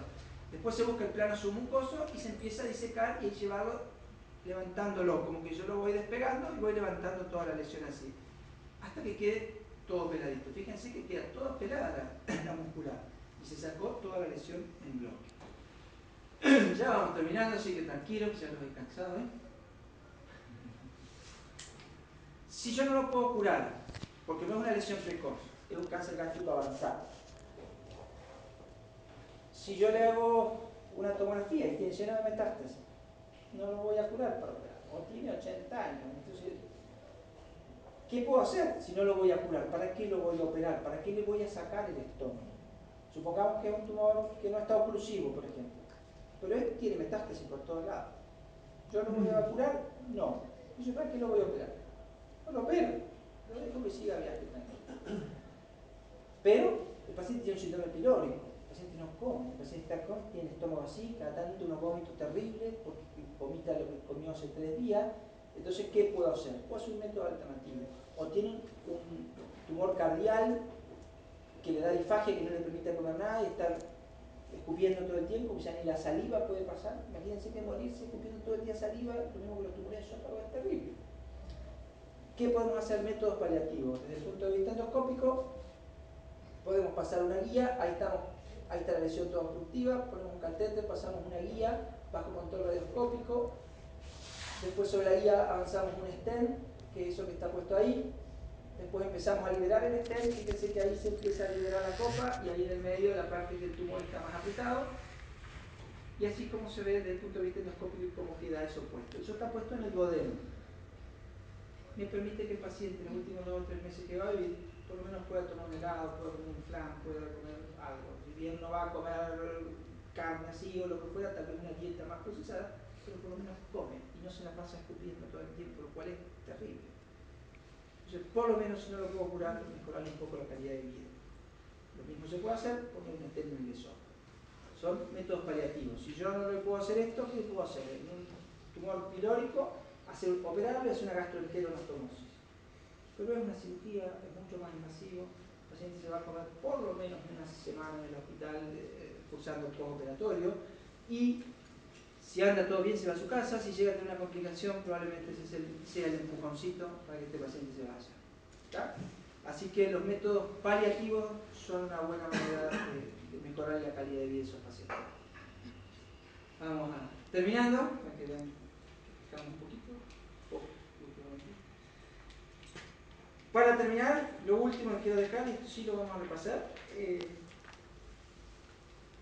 hoy que vemos todas las cosas que, no sé, los ejemplos que vemos, que Gran Hermano, que intruso, que se pide que el otro, que Tinelli, que la FIFA, una corrupción por todos lados, que la AFA es una porquería, que matan a un fiscal y que no sabemos quién es, que, todo ejemplo para nosotros. Yo creo que nosotros, ustedes, futuros médicos, está bueno que nosotros busquemos reflejarnos a la gente que nosotros puede ser un espejo para nosotros. Para mí Favaloro creo que ha sido un espejo y debería ser un espejo para todos los que hacemos medicina. Yo soy un admirador de Favaloro, he leído los libros de él, todo, y está bueno si los quieren leer porque realmente está bueno. Me gustaría transmitir los principios que escribió Favaloro. Él escribió 10 principios que estaban puestos en su fundación y siempre se los traigo para que los compartamos y lo puedan evaluar. Primero de todo, honestidad. No podemos hablar si no tenemos honestidad o hablar con el paciente de manera honesta y ser honesto en lo que hacemos. Ustedes como médicos tienen la obligación de ser honestos con el paciente. Con el paciente, con el colega, con todo. Trabajar con pasión, esfuerzo y sacrificio sin límite. Evitar ser influidos por conceptos dogmáticos o prejuicios propios o ajenos. Sus contribuciones tendrán valor si solo son el producto de su libre albedrío, ejercido sin sometimiento ni límite. No apartarse nunca de la ética y comprender que ella está implícitamente condicionada por la moral y por el respeto a la dignidad y a la condición humana del paciente y de sus familiares. Respeto por la ética, respeto por el paciente, respeto por los familiares. Nunca hay que olvidarse de eso. El respeto es algo que nunca se puede perder ni negociar. No puede faltar. Si sea el último del universo, hay que respetarlo. ¿Está? Ser médico no nos hace ser más que nadie. Y tampoco menos que nadie. ¿Está? Ser médico puede ser cualquiera que se dedique a estudiarlo. Ser una buena persona, no. Primero está la persona. Primero está Eddie. Después está el doctor Eddie. Pero antes que nada vos sos una persona que tiene que respetar o a cualquiera como desde el primero al último. ¿Está? Deberá comprender con humildad que es necesario trabajar en equipo, sacrificará lo individual en beneficio de lo colectivo. La evolución científica así lo demuestra. El yo ha sido reemplazado hace ya bastante tiempo. No hay que creerse el yo, hay que trabajar en equipo. Esa es la mejor opción para nuestros pacientes. Hay que sacrificarlo todo en aras de la verdad y nada más que la verdad. decir siempre en voz alta lo que se piensa por dentro y nada puede sustentarse sobre la mentira. Si además del alivio del sufrimiento de nuestros semejantes enriquecemos nuestros conocimientos, la satisfacción será doble. El sujeto básico de nuestra tarea y por ende el único que gozará de privilegios será el paciente. Y por último, solamente llegará a gozar de lo realizado cuando en su alma sienta, preferentemente los silencios necesarios para la reflexión, que el único premio verdadero es el que proviene del placer espiritual límpido y sereno del deber cumplido. Y esta última me encanta. Nada les va a dar más satisfacción que haber hecho las cosas bien. Ustedes pueden venir al examen acá y decir, ven, moratorio, te doy 1.000 pesos y me aprobás el examen. A lo mejor, toma, te va con el sello de no, me fue bien. Pero en el fondo vos sabés que no te fue bien. Nada mejor que venir, rendir, peludear, la peludeaste, la dañaste, la pensaste, te esforzaste, pensaste. Está bien, vaya, tiene un 8. O tiene un 10. Esa satisfacción no se cambia por 1.000 pesos o 2.000 o lo que sea. Porque eso es una tranquilidad de acá. Y la satisfacción la van a tener cuando hagan las cosas bien. Cuando vino el paciente, le pusieron la vía, le hicieron las cosas, lo trataron, llamaron rápido y le salvaron la vida. Entonces yo te puedo decir, tomar, te doy $10.000 y dejar que se muera, no, te la pones. Te fuiste con $10.000 a tu casa, pero eso no te va a dar satisfacción cuando vos vayas a tu casa de la noche. ¿Entienden el concepto? Les va a hacer feliz la medicina cuando ustedes lo hagan con ganas, cuando ustedes lo hagan bien, cuando disfruten de hacer medicina porque hicieron un diagnóstico que era difícil, que lo había visto otro médico y no lo había podido resolver, o no lo había pensado. O venía uno que daba tratamiento de pomadita para hemorroides y vos viniste, tacto rectal, vamos a hacer una tomografía, vamos a hacer una endoscopía para ver si tiene un tumor en el recto. No es algo tan sencillo, pero la satisfacción es decir, yo lo pensé, yo lo diagnostiqué, a lo mejor le cambio la vida a este paciente. O lo mandan, le piden endoscopía, tiene un cáncer gástrico precoz, le hacen una cosa y lo curamos. Un tipo que de otra manera se hubiera muerto si el cáncer avanzaba. Entonces la satisfacción está ahí, no en un peso más, un peso menos. Si ustedes hacen las cosas bien, lo otro viene solo, quédense bien tranquilos. Pues si ustedes trabajan bien, consultorios van a tener trabajo siempre, la gente los va a venir a ver y lo otro viene solo. Si yo veo al revés, que quiero que haga medicina, que quiero aceptar, esto es pan para hoy, hambre para hoy. La satisfacción que van a tener cuando hagan las cosas bien. Y eso no lo digo yo, lo decía el doctor Favaloro. Es una pena que se nos haya ido de la manera que se fue, porque no se valoró acá, en el mundo de Messi, acá no se lo valoró. El tipo tuvo que matarse para que más o menos tomaran conciencia de que... ¿Ustedes leyeron la carta de Favaloro cuando se mató? Hay una parte que dice, a esta altura de mi vida no puedo cambiar los preceptos y los conceptos que aprendí de mis padres, de mis abuelos, de mis profesores. Yo a esta altura no puedo cambiar, prefiero desaparecer. ¿Por qué? Porque Favaloro le hubiera sido mucho más fácil negociar y aceptar una coima 20% para que le pagaran todo lo que le debía a la fundación. Porque así es como se maneja. Si vos me das un 20%, yo te pago los 10 millones que te debo. Y si no lo aceptamos, te lo pago. Y esa es la inmundicia del país donde estamos viviendo y la corrupción que tenemos. Y es así. ¿Ustedes sabían eso? Ustedes saben que muchos de los médicos que ustedes van, dicen, no, vaya a operarse con el doctor del Paris Saint-Germain, que fantástico, que se dio. Después lo que no saben es que él le da un 20%, 30, 40, 50% de honorario, nos pide por atrás. Eso pasa todo el tiempo. Favaloro la carta también pone eso. ¿Cómo que el doctor Favaloro no opera más? ¿Qué infamia tan grande? El paciente iba y ya tiene que operarse. No, vamos a venir para el doctor Favaloro. Dice, no, vaya con este doctor que igual mejor que Favaloro ya no opera más, está bien. Lo que no le dice que le daba el 50% del honorario a ese cardiólogo que le derivaba al paciente para operar. Sí, eso lo hace un político que va a hacer acá la calle, acá el pavimento, acá a la puerta. ¿Qué decimos? Somos políticos. ¿O no? Es un corrupto. Eso pasa todos los días en los consultorios. Cada cual haga lo que quiera, yo no le doy clase de moral a nadie, después cada uno elige cómo quiere ser en la vida o cómo va a ser. Yo se lo cuento para que lo sepan, porque yo no lo sabía hasta que no salí a trabajar. Igual se puede trabajar, pero hay que saber qué es lo que uno quiere hacer y hay que saber cuando uno va a un médico, qué es lo que pasa por afuera. Yo cuando un familiar mío va a un médico, yo siempre lo acompaño, jamás digo que soy médico, porque quiero ver cómo se maneja. La medicina sin humanidad no merece ser ejercida, eso lo dijo Favaloro también en una entrevista. Si no tienen un poquito de humanidad, que les interesa ayudar al otro a tener esa cuestión de humanidad, pongan un tiempo y hagan otra cosa. Porque no van a ser felices haciendo medicina, porque si quieren ganar plata, hagan otra cosa. Si lo hacen porque tienen vocación, porque tenemos esa cuota de humanidad, vamos para adelante, que la medicina es espectacular y nos da mucha satisfacción, nos da mucho dolor de cabeza también, pero es muy lindo cuando uno hace lo que hace.